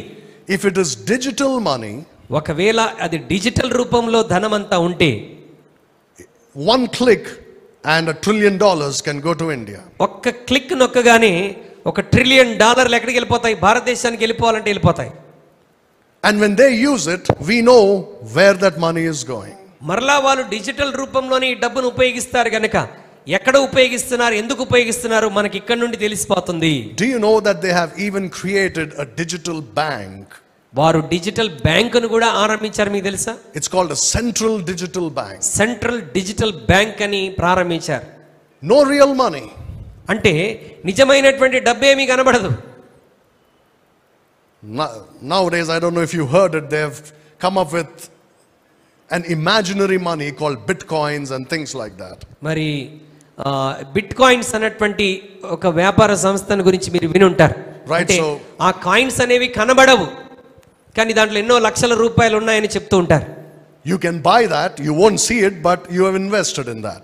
నీవు ఆ బిట్ కాయిన్స్ కొన్నప్పుడు ఆ కాయిన్స్ ని కనబడవు, కానీ ఆ కాయిన్స్ కొనటానికి నువ్వు కొన్ని వేల లక్షల రూపాయలు ఇన్వెస్ట్ చేస్తున్నావు. And if the market goes up, you'll get a profit. ఆ యొక్క మార్కెట్ అభివృద్ధి చెందుతున్నప్పుడు కొన్నటువంటి నీకు కూడా దానిలో లాభం వస్తుంది. In many countries, చాలా దేశాల్లో you can use those bitcoins to purchase things. ఈ బిట్ కాయిన్స్ ఉపయోగించి కొన్ని వస్తువులు నీవు కొనుక్కోనే అవకాశం ఉంటుంది. Not that you'll have the coins in your pocket. Bit coins అంటే ఆ కాయిన్స్ ఏదో మన రూపాయి కాయిన్స్ లాగా జేబులో పెట్టుకుంటామని కాదు, అవి కనబడని coins. You just transfer them from your phone to the merchant. ఈ కాయిన్స్ ని నీ మొబైల్లో నుండి నీవు వేరే వ్యాపారవేత్తకు నువ్వు ట్రాన్స్ఫర్ చేయగలవు. And he'll give you what you want. అప్పుడు నీవు ఏమి కొనాలనుకుంటున్నావో వాటిని అతను నీకు అమ్ముతాడు. So what do you see here? అంటే ఇక్కడ ఏం చూస్తున్నాం? They are using this artificial crisis. ఈ ఆర్టిఫిషియల్ క్రైసిస్ ని వారు ఉపయోగించి they created a crisis which is not there. అంటే ఒక లేని కరువుని వారు ప్రపంచంలో సృష్టిస్తున్నారు. And saying that to solve this problem we need a cashless economy. ఈ లేని కరువుని సృష్టించి వాళ్ళు ఏమని చెప్తున్నారంటే మనకి డబ్బు మార్పిడి లేనటువంటి ఒక ఆర్థిక వ్యవస్థ రావాలని చెప్తున్నారు.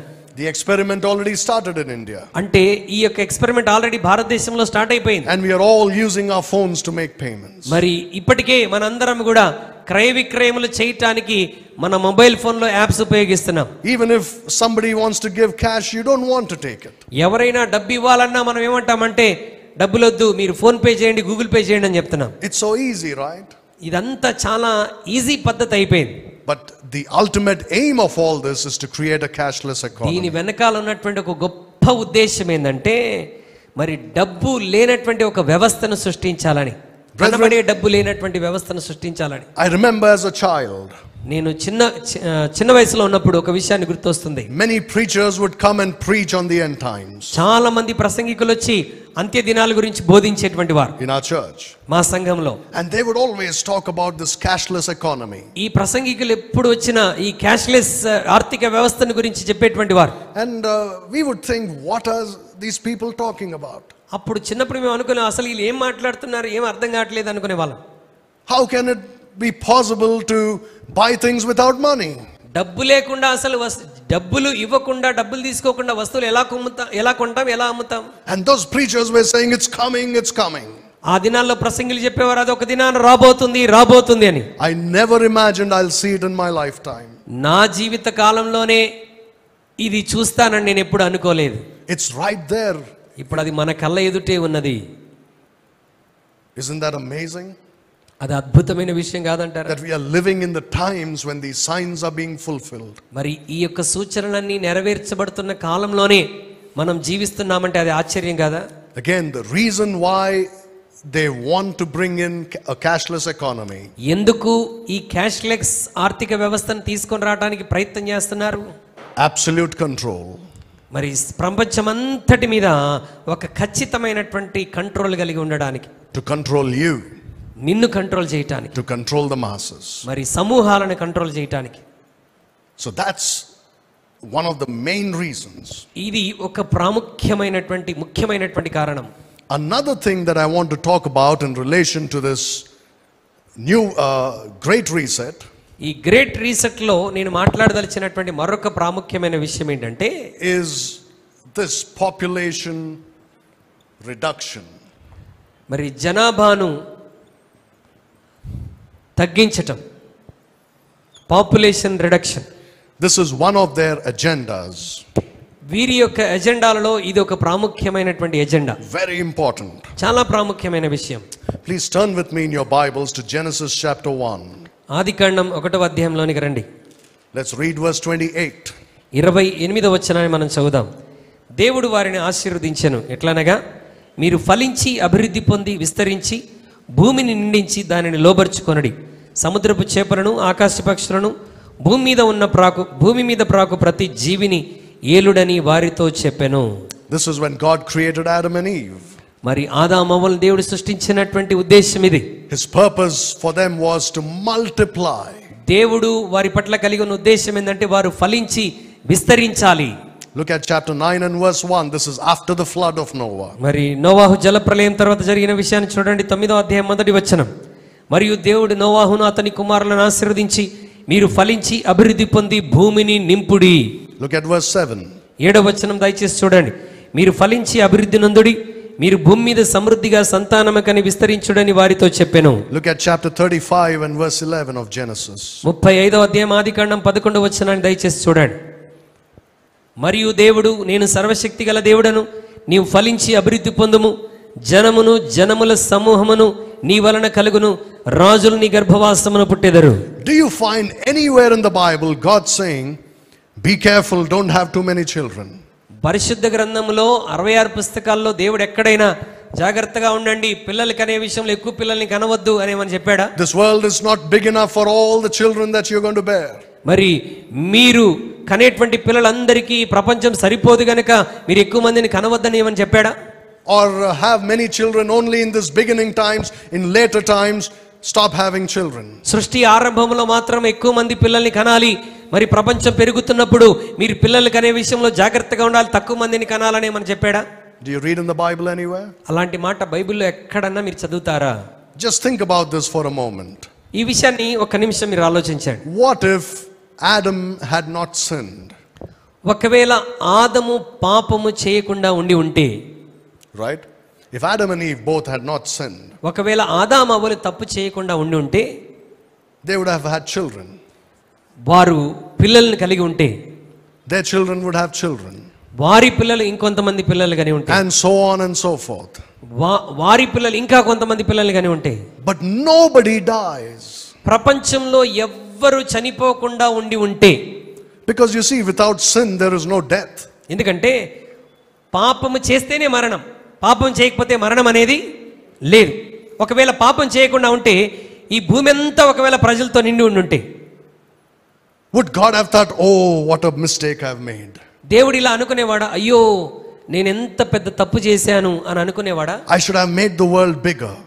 నేను ఈ భూమిని ఇంకొంచెం పెద్దగా చేసి ఉంటే బాగుండేది అని దేవుడు అనుకునేవాడా? You think God didn't know? దేవునికి ఆ సంగతి తెలియదంటారా? Did you ever think why God made so many planets and so many galaxies? ఈ గ్రహాలు, ఈ యొక్క గెలాక్సీస్ ఇవన్నీ కూడా దేవుడు ఎందుకు చేశాడో తెలుసా? The Lord willing, in the next Bible study we'll talk about the signs in the sky. మరి ఆకాశంలో సూచనల గురించి రాబోయేటువంటి బైబిల్ క్లాసెస్ లో మనం నేర్చుకుంటాం. Did you ever think about it?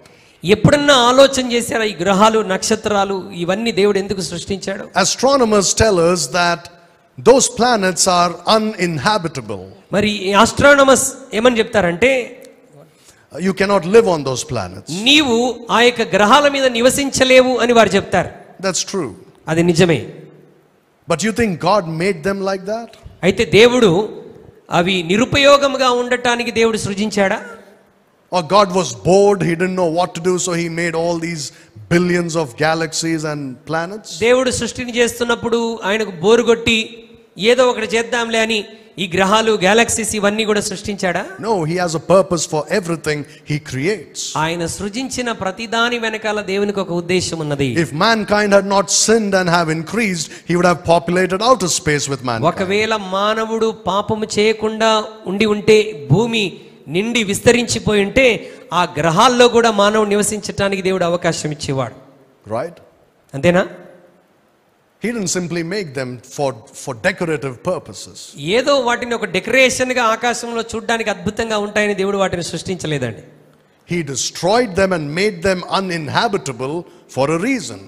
ఆయన మానవుడు నివసించడానికి నిరుపయోగంగా ఉండటానికి ఎందుకు చేశాడంటే దాని వెనకాల ఒక కారణం ఉంది. And it's out of the scope of our study, so I won't go there. మరి మనం వాటిని ఇంకా లోతుకు చదవాల్సిన సమయం లేదు కనుక మనం వాటిని చదవట్లేదు. But if God decides to make them habitable, he'll make them habitable. ఒకవేళ అవి ప్రజలు జీవించడానికి ఉపయోగకరంగా ఉండాలని ఆశపడితే దేవుడు ఖచ్చితంగా అలా చేస్తాడు. And he will do it in the future. ఆయన భవిష్యత్తులో తప్పకుండా చేస్తాడు. But you see, God knew that the population of the world will increase. ప్రపంచ జనాభా తప్పకుండా విస్తరిస్తుందని దేవునికి తెలుసు. And he was prepared for that. దాని కొరకు దేవుడు ముందుగానే సమస్తాన్ని సిద్ధపరిచి ఉంచాడు. But people think God made a mistake. అయితే ప్రజలు ఏమనుకుంటారంటే దేవుడు తప్పు చేశాడు. He didn't know what he was saying when he was talking to Adam and Noah. మీరు భూమిని నిండించి విస్తరించండి అని చెప్తున్నప్పుడు అసలు దేవుడు ఏం చెప్తున్నాడో ఆయనకే తెలీదు అని ప్రజలు అంటారు. Right? God knew what he was doing. దేవుడు ఏం చేస్తున్నాడో ఆయనకి తెలుసండి. The population of the world today is a little more than 8 billion people. మరి 800 కోట్ల కంటే అధికమైనటువంటి జనాభా ప్రపంచంలో ఉన్నారు. And they tell us there is not enough place. ప్రజలు ఏమంటారంటే మనుషులు నివసించడానికి భూమి మీద స్థలం సరిపోవట్లేదు. How many of you believe that? ఎంతమంది నమ్ముతారు ఆ మాటని? If you just take a drive on the highway outside Hyderabad, మరి హైదరాబాద్ అవతల హైవే మీద మనం డ్రైవ్ చేస్తున్నప్పుడు what do you see? మనకి ఏం కనబడుతుందండి? Open, empty land. మరి ఓపెన్ ఎంప్టీ ల్యాండ్ మనకు కనబడుతుంది. Right? The government says it is our land. ప్రభుత్వం వాళ్ళు ఏమంటారంటే ఇది ప్రభుత్వానికి సంబంధించిన భూమి అంటారు. What are you doing with all that land? ఈ ప్రభుత్వానికి సంబంధించిన భూమి అని చెప్తూ ఉంటే ఆ భూమిని ఏం చేస్తున్నారు? Do you know that there is enough place on the earth not for 8 billion but for a few billion more? కేవలం 800 కోట్ల మంది ప్రజల కొరకే కాదండి, ఇంకా కొన్ని బిలియన్ల ప్రజలు భూమి మీద పుట్టినా నివసించడానికి కావలసిన స్థలం భూమి మీద ఉంది. It's just that they don't let you know about it. మరి వాళ్ళ ఉద్దేశం ఏంటంటే అది మనం తెలుసుకోవడానికి వారు ఇష్టపడరు. So what they say is the more people there are on this earth, మరి భూమి మీద ఇప్పటికే చాలా మంది జనాభా అయిపోయారు, the more difficult it is to control them. కాబట్టి ఎక్కువ మంది జనాభాని కంట్రోల్ చేయటం కష్టం అని చెప్తున్నారు. You know it, right? అది మనందరికీ తెలిసిందే. Let's say if there are 1,000 people here, ఒకవేళ ఇక్కడ 1000 మంది ఉన్నారనుకోండి, you can imagine how difficult it would be to control them. ఈ 1000 మందిని కంట్రోల్ చేయటం ఎంత కష్టమవుతుందో ఒకసారి ఆలోచించండి. I don't know if you ever been to these political meetings, public meetings. మీరు ఎప్పుడైనా ఈ రాజకీయ నాయకుల మీటింగ్స్లకి ఎప్పుడైనా అటెండ్ అయి ఉంటే మీకు తెలిసేది. Thousands of people. వేల కొలది ప్రజలు ఆ సభల్లో హాజరవుతారు. And all the police forces employed to control them. ఈ జనసమూహాలందరూ అక్కడ వచ్చేసరికి పట్టణంలో ఉన్నటువంటి పోలీస్ వ్యవస్థ అంతా కూడా ఎక్కడ ఉంటారు? పోలీస్ స్టేషన్లో వదిలిపెట్టి ఆ మీటింగ్ లో ఉంటారు. And they still cannot control them properly. అంతమంది పోలీసులు వెళ్ళినా ఆ జనాభాని కంట్రోల్ చేయలేరు. But if it's just a few people, it's easy to control. ఒకవేళ తక్కువ మంది ఉంటే చాలా సులభంగా కంట్రోల్ చేయవచ్చు. Right, you must have seen that in wedding dinners. మరి పెళ్లి విందుల్లో మీరు చూడవచ్చు. If there are too many people, no matter what announcement is made, they'll do what they want. పెళ్లిలో ఎక్కువ మంది గనక పెళ్లిలో హాజరవుతే నువ్వు ఎంత చక్కగా అనౌన్స్మెంట్ చేసినా భోజనం సమయంలో దాన్ని ఎవ్వరు పట్టించుకోరు. But if it's just a few people, they'll all behave decently and they'll listen to the announcement. ఒకవేళ పెళ్లిలో కొద్ది మందే ఉన్నారనుకోండి, ఆ చెప్పబడిన అనౌన్స్మెంట్ చక్కగా వింటారు, చాలా క్రమశిక్షణ భోజనం దగ్గర పాటిస్తారు. I'm sure from your childhood you've been listening to this propaganda. మరి నీ చిన్న వయసులో నుండి కూడా ఈ ప్రచారాన్ని నువ్వు వింటూ ఉన్నావేమో. That the population of the world is increasing at an alarming rate. ప్రపంచ జనాభా మరి ఉండవలసినటువంటి పరిస్థితి కంటే ఎక్కువగా విస్తరించిపోతుందని చెప్పడం మనం విని ఉంటాం. And there is not enough space, not enough resources for everybody. భూమి మీద ఈ ప్రజలందరూ నివసించడానికి కావలసిన వనరులు గాని స్థలము గాని సరిపోదు. That's a lie. అది పెద్ద అబద్ధమండి. That's another fear tactic they are using. ఇది ప్రజల్లో భయం కలిగించడానికి వారు ఉపయోగిస్తున్నటువంటి మరొక చిట్కా. Why? ఎందుకు అలా చేస్తున్నారు? So that they can reduce the population. వారి ఉద్దేశం ఏంటంటే జనాభాను ఇలా చేయటం ద్వారా, భయాన్ని కలిగించడం ద్వారా జనాభాను తగ్గించవచ్చు. And if they are few in number, they can easily be controlled. ప్రజలు సంఖ్యలో తక్కువగా ఉంటే వారిని సులభంగా స్వాధీనపరచుకొనవచ్చు. Look at John chapter 10 and verse 10. యోహాను సువార్త 10వ అధ్యాయం 10వ వచనాన్ని దయచేసి ఒకసారి చూడండి. John chapter 10 and verse 10. యోహాను సువార్త 10వ అధ్యాయం 10వ వచనాన్ని నేను చదువుతున్నాను. దొంగతనమును హత్యను నాశనము చేయుటకు వచ్చును గాని మరి దేనికి నీ రాడు. గొర్రెలకు జీవము కలుగుటకును అది సమృద్ధిగా కలుగుటకు నేను వచ్చితినని మీతో నిశ్చయముగా చెప్పుచున్నాను. God gives life. దేవుడు జీవమునిస్తాడు. But the devil comes to steal, to kill and to destroy. కానీ దొంగ సాతానుడు దేనికి వస్తాడంటే దొంగిలించడానికి, నాశనం చేయటానికి, హత్య చేయటానికి వస్తాడు. Population reduction is the devil's plan. ప్రపంచ జనాభాను తగ్గించటం సాతాను ఎంచుకున్నటువంటి పద్ధతి. For the sole purpose of absolute control. మరి కేవలం ప్రాముఖ్యమైన వాడి ఉద్దేశం ఏంటంటే ప్రజలందరి మీద స్వాధీనం కలిగి ఉండడానికి. And they have done many things to reduce the population of the earth. ఈ భూమి యొక్క జనాభాను తగ్గించడానికి వీరు చాలా ప్రయత్నాలు చేశారు. One is called eugenics. ఒకటి యూజెనిక్స్ అన్నటువంటి విధానం. What is eugenics? ఈ యూజెనిక్స్ అనేటువంటి విధానం ఏంటి? It is an attempt to increase the genetic quality of the population of the earth. ఈ భూమి యొక్క జెనెటిక్ క్వాలిటీ అనేటువంటిది ఇంక్రీజ్ చేయటానికి వారు ఉపయోగించినటువంటి విధానం. Eugenesis, what they do is they try to manipulate or alter the human genome, the human gene. They try to alter the human, change the human gene. మరి మానవుని యొక్క జీన్స్ ని వారు మరి మార్పిడి చేయటానికి ప్రయత్నం చేస్తున్నారు. You know how they do it? వారు ఎలా చేస్తారు తెలుసా? You'll be shocked to hear that. అది వింటే మీరు నిజంగా ఆశ్చర్యపోతారు. They said some people are inferior. కొంతమంది మరి తమను తాము తక్కువ చేసుకుంటూ ఒక భయంతో ఉన్నారు, ఇన్ఫీరియర్ లో ఉన్నారు. In other words, they are not good quality people. అంటే ఇంకో మాటలో చెప్పాలంటే వారు సరైనటువంటి క్వాలిటీ కలిగినటువంటి ప్రజలు కాదు. We should decrease such people. కాబట్టి ఉపయోగము లేనటువంటి ప్రజల్ని మనం ఏం చేయాలి? తగ్గించేసేయాలి. And the superior people should be increased. మరి సుపీరియర్ పీపుల్ అంటే అన్ని విషయాల్లో తెలివితేటలు, సామర్థ్యము, బలము కలిగినటువంటి వారిని మనం అధికం చేయాలి. Adolf Hitler, the dictator of Germany, మరి జర్మనీ దేశానికి చెందినటువంటి నియంత అడాల్ఫ్ హిట్లర్ అనేటువంటి వ్యక్తి strongly believed this theory. ఈ యొక్క సిద్ధాంతాన్ని చాలా గట్టిగా నమ్మాడు. He believed in the Aryan supremacy. మరి ఆర్యన్ సుప్రమసీ అనేటువంటి దానిని విశ్వసించాడు. That means only Aryans are the superior race. They should increase, everybody else should decrease. Aryans మాత్రమే ప్రజల్లో చాలా ప్రావీణ్యత కలిగినటువంటి వారు అధికమవ్వాలి, మిగతా వాళ్ళందరూ నాశనం అవ్వాలి అనే ఆలోచన కలిగి ఉన్నాడు. The Jews, are they Aryans? యూదులు వారు ఏమన్నా ఆర్యన్సా? No, they are Shemites. వారు ఆర్యన్స్ కాదు, వారు షమైట్స్. And he said they are inferior people. అయితే హిట్లర్ ఏమని ఆలోచించాడంటే వీరెందుకు పనికిరానటువంటి వారు, వీరిలో తెలివితేటలు సామర్థ్యము లేవని అనుకున్నాడు. They are an inferior race. I don't like them. వీరు ఒక ఉపయోగం లేనటువంటి జాతి, వారంటే నాకు ఇష్టం లేదని తలంచాడు. So he killed 6 million Jews. అందుకు 6 మిలియన్ల ప్రజల్ని, యూదులను చంపివేశాడు. Now after World War II, మరి రెండవ ప్రపంచ యుద్ధం తర్వాత the hundreds and thousands of scientists who were working for Hitler, మరి వందల వేల కొలది సైంటిస్టులు హిట్లర్ దగ్గర పనిచేశారు, were taken to the United States and to other Western countries. ఆయన దగ్గర పనిచేసినటువంటి వారు మరి పాశ్చాత్య దేశాల్లోనికి వారు వలస తీసుకొని వెళ్ళబడ్డారు. And there they were used to conduct experiments on the human gene. ఈ మానవుని యొక్క జీన్స్ మీద వారు ఎక్స్పెరిమెంట్స్ చేయటం మొదలు పెట్టారు.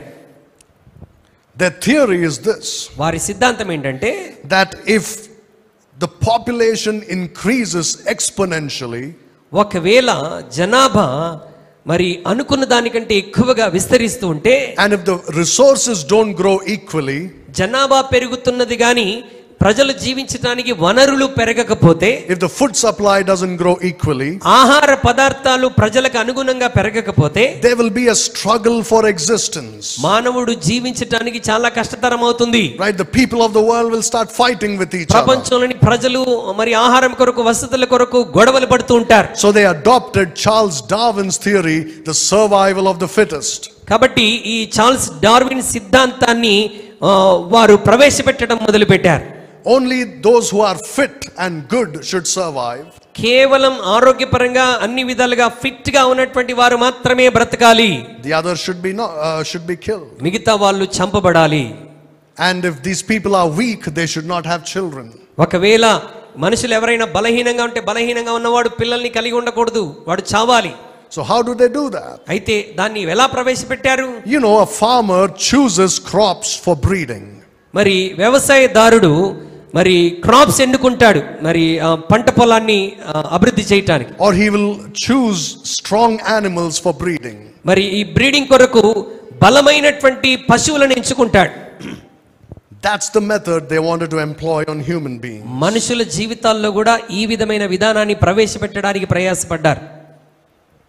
Once they decided a person is weak, ఒక వ్యక్తి బలహీనంగా ఉన్నాడు, పనికిరాడు అని డిసైడ్ అయిపోతే, or even if they saw that he is mentally ill or physically ill, మానసికంగా శారీరకంగా బలహీనంగా ఉన్నాడు అనే వ్యక్తిని గురించి గ్రహిస్తే, they started forcibly sterilizing those people. మరి బలవంతంగా వారిని స్టెరిలైజ్ చేయడానికి ప్రయత్నం చేస్తారు. They did that in those days. ఆ దినాల్లో అలాగ చేశారు. Many black people in America were sterilized. America దేశంలో ఉన్నటువంటి చాలా మంది నల్ల జాతీయులను అలా స్టెరిలైజ్ చేసి వారిని చంపివేశారు. Because many of them were involved in crime and other things like that. ఎందుకంటే వీరు చాలా రకాల నేరాల్లో వారు ఇన్వాల్వ్ అయి ఉన్నారు గనుక. So they said, let's sterilize these people. కాబట్టి వీరు పనికిరారు, దేశానికి ప్రమాదకరంగా ఉన్నారు కాబట్టి వీరిని స్టెరిలైజ్ చేద్దాం.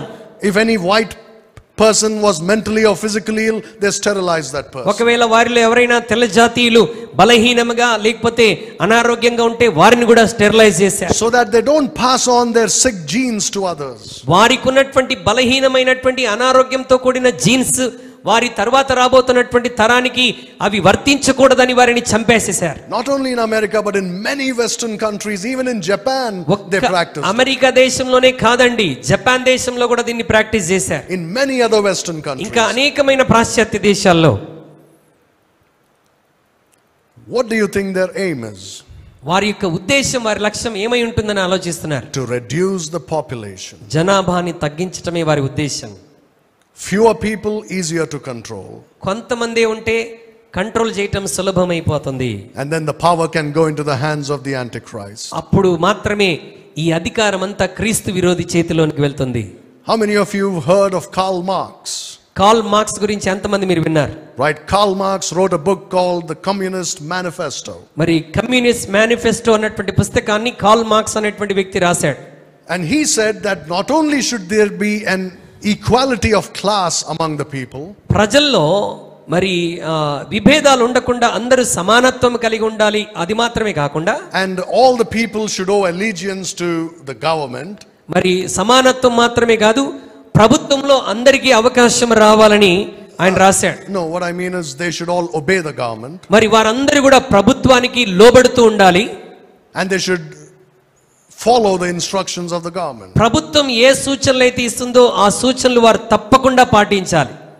In order to achieve this, he said, అయితే ఈ విధానాన్ని పొందుకోవడానికి కార్ల్ మార్క్స్ ఏమని చెప్పాడంటే, the family structure should be destroyed. కుటుంబ వ్యవస్థ అనేది మరి నాశనం అవ్వాలి. Because if there is a family, ఒకవేళ కుటుంబం ఉంటే they'll be loyal to each other. కుటుంబంలో ఒకరికొకరు నమ్మకత్వాన్ని కలిగి ఉంటారు. But he doesn't want that. అయితే కార్ల్ మార్క్స్ దాన్ని ఇష్టపడటం లేదు. You have to be loyal only to the country. నీవు కేవలం దేశానికి ప్రభుత్వానికి మాత్రమే నమ్మకస్తుడిగా ఉండాలి. Mao of China, Mao. మరి చైనా దేశంలో ఉన్నటువంటి Mao, he killed millions of Chinese people. మరి మిలియన్ల కొలది చైనా ప్రజల్ని చంపివేశాడు. He was a communist. అతను కూడా ఒక కమ్యూనిస్ట్ వాడు. And his goal was to destroy the family structure. ఇతని యొక్క ఉద్దేశం కూడా కుటుంబ వ్యవస్థను నాశనం చేయాలి, కుటుంబ విధానాన్ని నాశనం చేయాలి. Why? ఎందుకు? So that they can be controlled. అలా కుటుంబ విధానాన్ని పాడు చేస్తే ప్రజలు తక్కువగా ఉంటారు కనుక సులభంగా కంట్రోల్ చేయవచ్చు. Do you know who is a major proponent of this theory of eugenics today? మరి ఈ యూజెనిక్స్ విధానానికి ప్రాముఖ్యమైనటువంటి వ్యక్తి ఎవరో తెలుసా? In today's world, నేటి ప్రపంచంలో Bill Gates and his wife Melinda Gates. మరి బిల్ గేట్స్ తన భార్య Melinda gates, they look like very nice sweet grandparents. వారు చాలా మంచి తాత అమ్మమ్మల్లాగా మనకు కనబడతారు. But their desire is to reduce the population of the world. వారి యొక్క ప్రాముఖ్యమైన ఉద్దేశం, లక్ష్యం ఏంటంటే ప్రపంచ జనాభాని తగ్గించేసేయాలి. And they are spending billions of dollars to do that. మరి బిలియన్ల కొలది డాలర్లు వారు దీని కొరకు ఖర్చు పెడుతున్నారు. Now in the United States, మరి యునైటెడ్ స్టేట్స్ లో forced sterilization was banned later మరి on. ఈ బలవంతపు స్టెరిలైజేషన్ అనేటువంటిది ఆపివేశారు. You know why they did that? ఎందుకు చేశారు తెలుసా? Because they found 100 different ways of doing it. మరి ఇది 100 రకాలుగా ఈ పని చేస్తున్నారు కనుక దాన్ని బ్యాన్ చేసేశారు. Now I want to say this. I want to take a pause here and want to say this. ఇక్కడ కొంచెం ఆగి ఈ విషయాన్ని చెప్పాలని ఆశపడుతున్నాను. Don't think we have gone far from our subject. మన సబ్జెక్ట్ నుండి మనం ఎక్కడో బయటికి వెళ్ళిపోయాము అని అనుకోవడానికి వీల్లేదు. Absolutely not. ఖచ్చితంగా మనం బయటికి వెళ్ళలేదు. If you are thinking, you will be able to make the connection. నీవు నేను చెప్పే విషయాలన్నీ ఆలోచన చేస్తే అంచె దినాలు అనేటువంటి అంశం దగ్గరికే మరలా మనం వస్తాం. It's all related to bringing in the rule of the Antichrist. ఇదంతా కూడా మనల్ని ఎక్కడికి తీసుకొని వస్తుందంటే క్రీస్తు విరోధి చేయబోతున్నటువంటి ప్రభుత్వం అధికారం దగ్గరికి మనం కనెక్ట్ అవుతాం. Some people will say, you're a pastor, why are you talking about all these things? కొంతమంది అనవచ్చు, నువ్వు పాస్టర్వి కదా, ఇవన్నీ నువ్వు ఎందుకు చెప్తున్నావని. It is sad to say that in the whole world, మరి చాలా విచారకరమైన విషయం ఏంటంటే ప్రపంచంలో some of the most ignorant people are Christians. మరి చాలా అమాయకమైనటువంటి ప్రజలు క్రైస్తవులుగా ఉంటున్నారు. They don't know any of these things. I'm not saying all Christians, but many. అందరి క్రైస్తవులు గురించి చెప్పట్లేదండి, చాలా మంది ఈ విషయాలు ఏమీ తెలియని అమాయక ప్రజల్లాగా ఉంటున్నారు. They just go with the flow. వారు ప్రవాహంతో కొట్టుకుపోయేటువంటి క్రైస్తవుల్లాగా ఉన్నారు. The government will say family planning. మరి ప్రభుత్వం అంటుంది ఫ్యామిలీ ప్లానింగ్ వ్యవస్థ అని చెప్తుంది. And our Christians will say, oh yes, the government said it, so it must be good. ప్రభుత్వం చెప్పింది కాబట్టి ఒకరు ముద్దు ఇద్దరు హద్దు అని మనం దాన్ని తప్పకుండా పాటించాలి. Oh, the news channels have said it, so it must be good. News channels వాళ్ళు చెప్తున్నారు కాబట్టి ఇది మంచిది కాబట్టే చెప్పారు.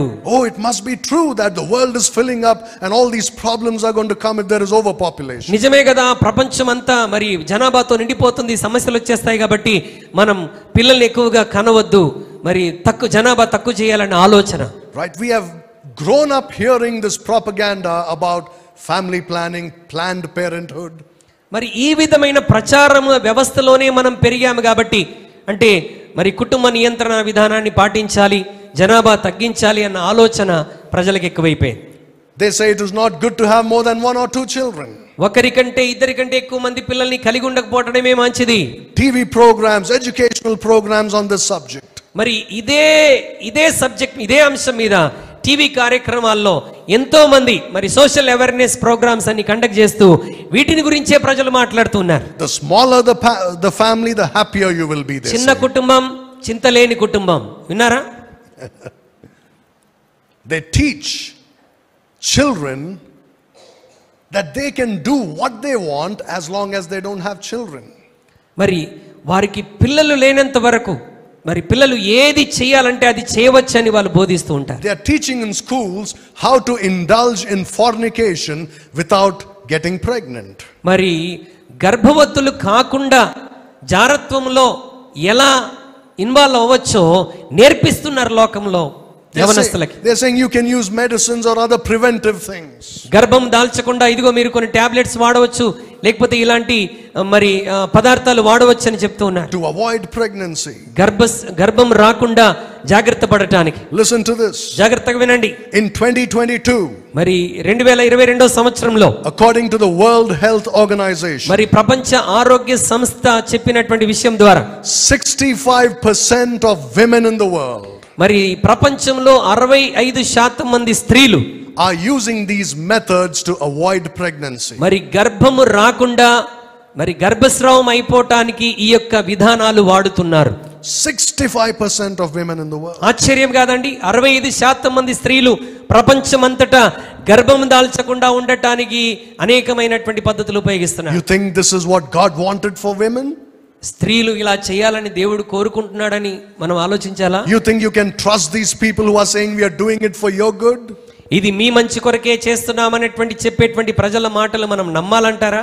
Their aim is to reduce world population. వారి ఉద్దేశమంతా ప్రపంచ జనాభా తగ్గించాలి. And their aim is to destroy the family structure. వారి యొక్క ఉద్దేశం అంతా కూడా కుటుంబ విధానాన్ని పూర్తిగా పాడు చేయాలి. They don't want you to have a family. కుటుంబాలనేవే ఉండకూడదు అన్నటువంటిది వారి ఆలోచన. Do you know that infertility rates all over the world have skyrocketed? Infertility అన్నటువంటి విధానము ఒక రాకెట్ లాగా అది ప్రపంచంలో దూసుకుపోతుంది. Never before in history have there been so many infertile couples, men and women. మరి ఇన్ఫర్టిలిటీ లేకుండా చాలా మంది ప్రజలు, పురుషులు స్త్రీలు ఉండాలనేటువంటి వ్యవస్థ ఒక రాకెట్ లాగా దూసుకొని పోతుంది. Right, infertility means they cannot have children. అంటే వారు కలిసి జీవించవచ్చు కానీ పిల్లలు కలిగి ఉండకపోవటం. Because they have some physical problem. వారికి ఏదో ఒక మరి శరీర సంబంధమైన ఆరోగ్య సంబంధమైన సమస్యలు ఉన్నాయి గనక పిల్లలు కలిగి ఉండకపోవటం. Again, the World Health Organization says this. మరలా ప్రపంచ ఆరోగ్య సంస్థ ఏమని చెప్తుందంటే 17.5% of the population of this world is infertile. 17.5. 17.5% మరి లోకంలో జనాభా పిల్లల్ని కనలేనటువంటి స్థితిలో ఉంటూ ఉన్నారు. That is 1 out of every 6 people. దాని అర్థం ఏంటంటే 6 మందిలో ఒకరు పిల్లలు కనలేనటువంటి ఆరోగ్య బలహీనతలో ఉంటున్నారు. Why is that? ఎందుకు అలా జరుగుతుంది? Well, there are various reasons for that. రకరకాల కారణాలు ఉండవచ్చు. Think about that. 100 years ago, our grandparents, great grandparents, మరి 100 సంవత్సరాల క్రితం మన తాత ముత్తాతల గురించి ఒకసారి ఆలోచించండి. each would have 10-12 children and be happy. తాత ముత్తాతలకి ఒక్కొక్కరు ఇంట్లో 10 మంది 12 మంది పిల్లలున్నా హ్యాపీగా జీవించేవారు. I'm talking about just 100 years ago. నేను 100 సంవత్సరాల క్రితం జీవితం గురించి మాట్లాడుతున్నాను. Not 1000 years ago. 1000 సంవత్సరాల పూర్వం కాదు. What happened in these 100 years? మరి ఈ 100 సంవత్సరాల్లో ఏం జరిగిపోయింది? Our lifestyle has changed. మన జీవిత విధానం మారింది. Our eating habits have changed. మన ఆహార అలవాట్లు మారిపోయినాయి. Right, a lot of these things have changed. ఈ అనేకమైనటువంటి మనిషి యొక్క విధి విధానాలన్నీ మారిపోయినాయి. Even the products that we use on us affect us. మనం ఉపయోగించేటువంటి ప్రొడక్ట్స్ అన్నీ కూడా మన శరీరంలో అవి చాలా మరి ఇబ్బందిని కలగజేస్తున్నాయి, మన మీద ప్రభావితం చూపిస్తున్నాయి. The kind of work we do makes us very unfit.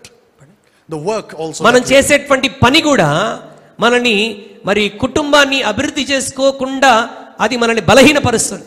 The medicines that they give us for various problems. మనకు వచ్చేటువంటి వివిధ అనారోగ్య సమస్యలకు వైద్యులు ఇచ్చేటువంటి మెడిసిన్ కూడా మన మీద ప్రభావితం చూపిస్తున్నాయి. All these things are leading to infertility. ఇవన్నీ కూడా పిల్లలు కనలేని వ్యవస్థలోనికి ప్రజలు నడిపించేస్తున్నాయి. Everywhere you go in this city, ఈ సిటీలో మీరు ఎక్కడికి వెళ్ళినా, in every major area you will see an infertility clinic. మరి ఇన్ఫర్టిలిటీ క్లినిక్ అనేటువంటి మరి హాస్పిటల్స్ మనం ఎక్కడ చూసినా ఉంటూ ఉన్నాయి. There's one near our church. There is one near our church. మరి ఒకటి మా సంఘానికి దగ్గరలో ఉన్నది. And hundreds of women line up to go in there. ఆ హాస్పిటల్లోనికి 100ల కొలది స్త్రీలు వెళ్ళి అక్కడ ట్రీట్మెంట్ తీసుకుంటూ ఉంటారు. And do you know that the treatment they give for that sometimes leads to cancer? కొన్నిసార్లు ఇన్ఫెర్టిలిటీ క్లినిక్స్ లో వారు ఇచ్చేటువంటి వైద్యము కొన్నిసార్లు వారిని క్యాన్సర్ వ్యాధికి కూడా నడిపిస్తుంది. By hook or by crook, they want to reduce the population. ఏ విధము చేతనైనా సరే వీరి ఉద్దేశమంతా ప్రపంచ జనాభా తగ్గించాలి. Somebody did a research. కొందరు రీసెర్చ్ చేశారు ఈ విధంగా. And they said one more reason for not having many children ఎక్కువ మంది పిల్లల్ని కలిగి ఉండకపోవడానికి మరొక కారణం ఏంటంటే is what they call gender equality. మరి gender equality. That means women have equal rights with men, right? They were fighting for that. స్త్రీలు కూడా పురుషులతో పాటు సమాన హక్కు కలిగి ఉండాలి. So the women said, why should only the men work in companies? We will also go and work. మగవారు మాత్రమే కంపెనీలో ఆఫీసులో ఎందుకు పని చేయాలి, మేము కూడా పని చేస్తాం. But if they have worked there, they cannot have children, you see. వారు అలా స్త్రీలు కూడా బయటికి వెళ్ళి చాలా కష్టపడి పని చేస్తే వారి శరీరం పిల్లలు కనటానికి కొన్నిసార్లు అనుకూలంగా ఉండట్లేదు. Or even if they want to have, they cannot because they can't go to office with a pregnant stomach. రెండవ కారణం ఏంటంటే కొన్నిసార్లు వాళ్ళకే ఇష్టం ఉండదు, ఎందుకంటే గర్భవతులుగా ఉండి నేను ఆఫీస్కి వెళ్ళలేను కనుక నాకు గర్భం అవసరం లేదు అనుకుంటారు కొంతమంది స్త్రీలు. So they take medicines to prevent pregnancy. కాబట్టి మరి గర్భం దాల్చకుండా ఉండటానికి, మరి గర్భం రాకుండా ఉండడానికి మెడిసిన్ ఉపయోగిస్తారు. Another reason they said మరొక కారణం ఏమని చెప్పారంటే is the increase in homosexuality in the world today.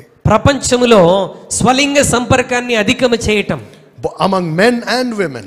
పురుషుడు పురుషుడితో, స్త్రీ స్త్రీతో లైంగిక కార్యకలాపాలు చేయటం. Never before in history has the world witnessed the rise of homosexuality like we are seeing today. ప్రస్తుత దినాల్లో చూసినట్టుగా హోమోసెక్షువాలిటీ అంటే స్వలింగ సంపర్కాన్ని మునుపెన్నడూ చూడని విధంగా ప్రపంచంలో అధికంగా విస్తరించిపోయింది. In some countries it is legalized. కొన్ని దేశాల్లో ఇది చట్టపరంగా కూడా మరి వాళ్ళు అంగీకరించారు. And if we talk against it, sometimes you are persecuted or even put in prison. స్వలింగ సంపర్కానికి వ్యతిరేకంగా నువ్వు మాట్లాడితే నిన్ను తీసుకెళ్లి జైల్లో కూడా పడేస్తారు. A research that was done in 27 countries 27 దేశాల్లో జరిగినటువంటి రీసెర్చ్ ప్రకారంగా says that 4 out of 10 people in these 27 countries are homosexuals. ఈ 27 దేశాల్లో ఉన్నటువంటి ప్రజల్లో 10 మందిలో కనీసం 4 ఈ హోమోసెక్షువాలిటీకి మరి బానిసలైపోయారు. Can you believe that? నమ్మగలమా ఆ విషయాన్ని? That's why they're not having children. అందుకొరకే వారు పిల్లల్ని కనలేకపోతున్నారు.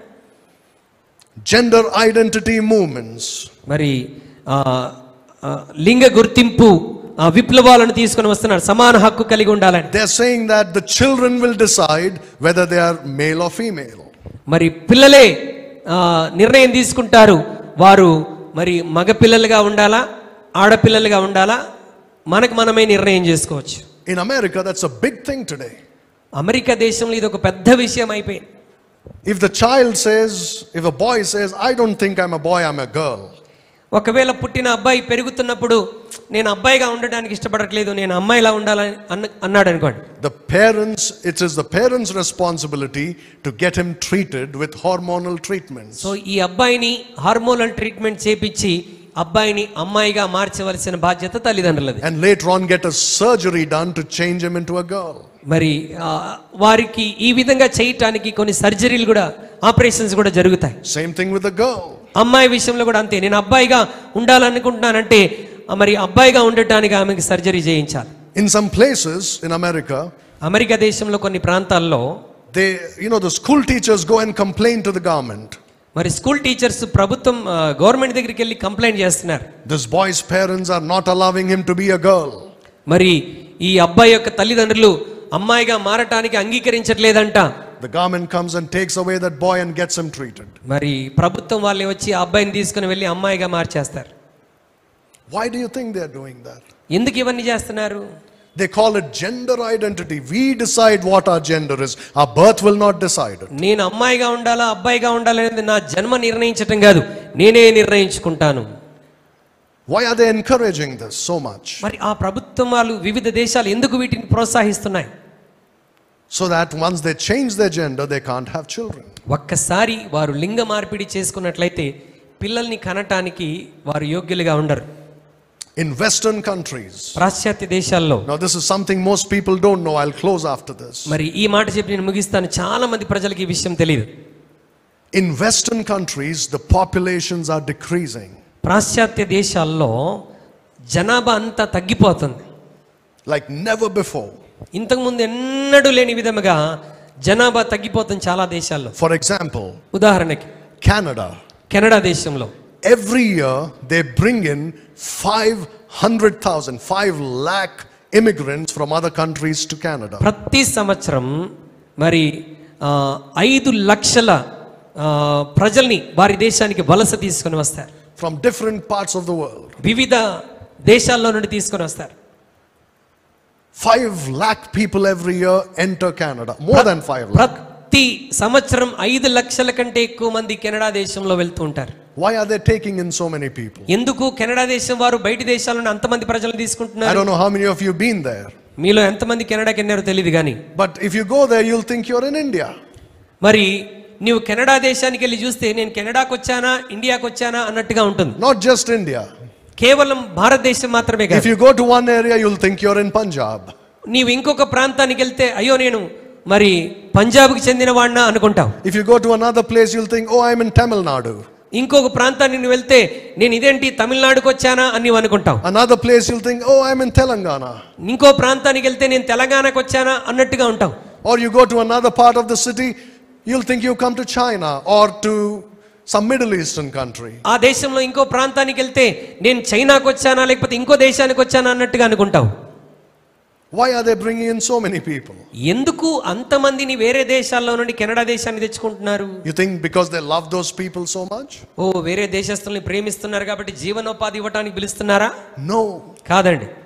Their land is big and the population is decreasing. వారి భూమి విస్తీర్ణం చాలా పెద్దగా ఉన్నది కానీ జనాభా మాత్రం తగ్గిపోతున్నది. They need people or else they cannot survive as a nation. ఎక్కువ మంది ప్రజలు లేకపోతే వారు సర్వైవ్ అవ్వలేరు గనుక బయటి దేశాల నుండి ప్రజలు తెచ్చుకుంటున్నారు.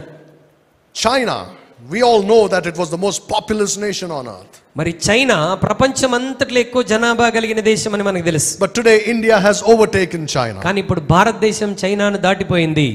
Why? ఎందుకు? You know why? ఎందుకో తెలుసా?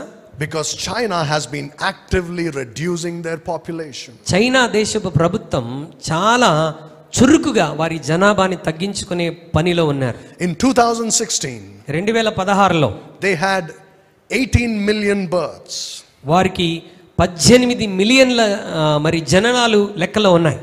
Their children were born 18 మరి million. 18 మిలియన్ పిల్లలు పుట్టారు. In 2023, do you know how many were born? 2023లో ఎంతమంది పిల్లలు పుట్టారు తెలుసా? 9 million. 9 మిలియన్ అంటే సగానికి తగ్గిపోయారు. Birth rate has been cut down by half. మరి పిల్లలు పుట్టేటువంటి శాతం సగానికి సగం తగ్గిపోయింది. That's why India overtook it. అందుకొరకు భారతదేశం చైనాను దాటిపోయింది. Why are they doing that? ఎందుకు ఇదంతా చేస్తున్నారు? Because they know the more people, the more difficult it is to control them. దేశంలో ఎక్కువ మంది ప్రజలు ఉంటే వారిని కంట్రోల్ చేయడం చాలా కష్టం. In the next 5 years, they're saying India, Pakistan, and some parts of Africa will have the most populations. మరి ఇండియాలో పాకిస్తాన్లో వివిధ దేశాల్లో రానున్న 5 సంవత్సరాలు ఎక్కువ జనాభా ఉండబోతున్నారు. So you know what they're going to do? ఏం చేయబోతున్నారు తెలుసా? They will target India. వారు నెక్స్ట్ ఇక భారతదేశాన్ని టార్గెట్ చేస్తారు. They'll target Pakistan. పాకిస్తాన్ని టార్గెట్ చేస్తారు. And these African countries. ఈ ఆఫ్రికా దేశాలని టార్గెట్ చేస్తారు. They don't want too many people living. మరి ప్రపంచంలో ఎక్కువ మంది నివసించడానికి వారు ఇష్టపడరు. I'll stop here for today.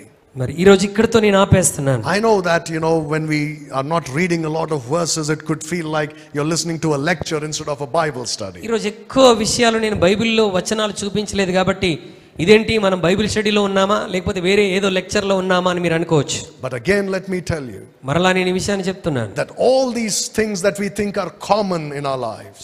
మనం మాట్లాడుకునేటువంటి విషయాలన్నీ సర్వసాధారణంగా మన జీవితంలో జరిగేటువంటి విషయాలు. Are all connected to the end times. మరి అన్నీ కూడా అంచె దినానికి కనెక్ట్ అయి ఉన్నాయి.